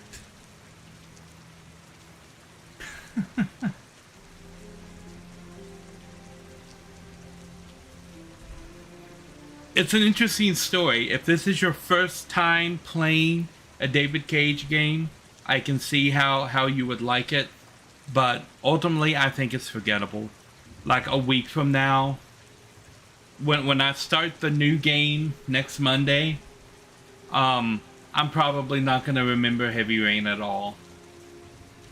Like the story doesn't stack up to the other stories that I've played this year. Cause like all of the other story-driven games that I've played, like over the past year or 2 years, all of them I think stack higher than Heavy Rain. Detroit Becomes Human is higher. Final Fantasy VII Rebirth is higher. Final Fantasy 16 is higher. Horizon Zero Dawn is higher in the story that it was telling. Both of the God of War games, I would rank their stories higher than the story of Heavy Rain. Ultimately, it's forgettable for me. Yep. That's my opinion on Heavy Rain. It's kind of fun while you're in there. The controls are a lot janky and it drops your inputs a lot of times. And ultimately, it's forgettable. Like, if you want to play a David Cage game, play Detroit Become Human. You're gonna have a lot better time with it, I think. But yeah, that's it. That's Heavy Rain. You guys have a little more time to vote in the polls for the upcoming game. The new game poll currently has only one vote on it. And it's the Stanley Parable Ultra Deluxe, which is also going to be a fairly short entry on that, because that's a game that has a bunch of short plays for multiple entries, so that will probably only be 1 week, and then we'll be moving on to a new one. So yeah, you guys have a few more hours to get in your votes, and we'll be starting a new game up next Monday, barring there's no other world Indian events happening. And I will be back tomorrow, probably with Dot Hack, since it's normally on Friday, and we will pick up Assassin's Creed Brotherhood over the weekend, because I'm going to be doing some pickup streams on the weekend to make up for the streams that I had to cancel earlier this week due to ramifications of the hurricane. So we're going to have some weekend streams to pick things up. And I think there's only going to be 1 or 2 more streams with Dot Hack. Because I got halfway through Dot Hack on Friday. Not Friday. Friday is tomorrow. What was it? Tuesday. I got halfway through Dot Hack on Tuesday. So if I start early tomorrow on Dot Hack, we're going to get all the way through Dot Hack Part 1 tomorrow. And so that we may be starting a new RPG next Friday as well. So yeah. But right now, let's see who's out here in Twitch land that we could throw a raid at. Who do we know that is doing some fun things?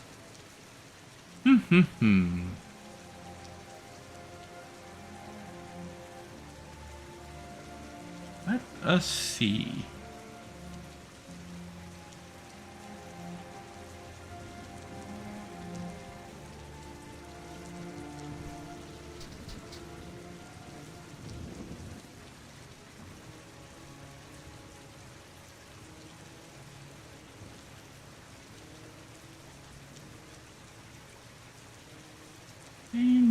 Nope, that one doesn't work.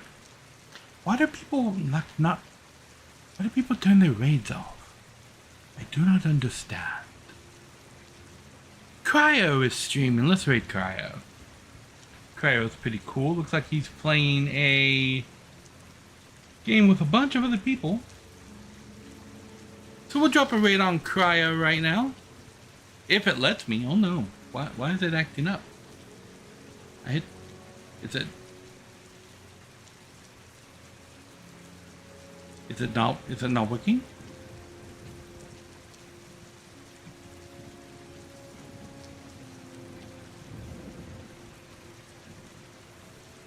Okay, there it goes. Alright, so we're gonna drop a raid on Cryo and added reality interface. Yeah, they never really talk about that in the game though. It would be a really interesting thing like to add, but they kind of add it in automatically in Detroit Become Human because it's part of Connor, and you can understand that, okay, this is how androids can see and collect evidence and stuff. So it makes more sense in Detroit Become Human than what it did here. And I think this was very much a testing ground, and they implemented it here because they needed a way to do it, and they didn't actually tie it into the story. Anyway.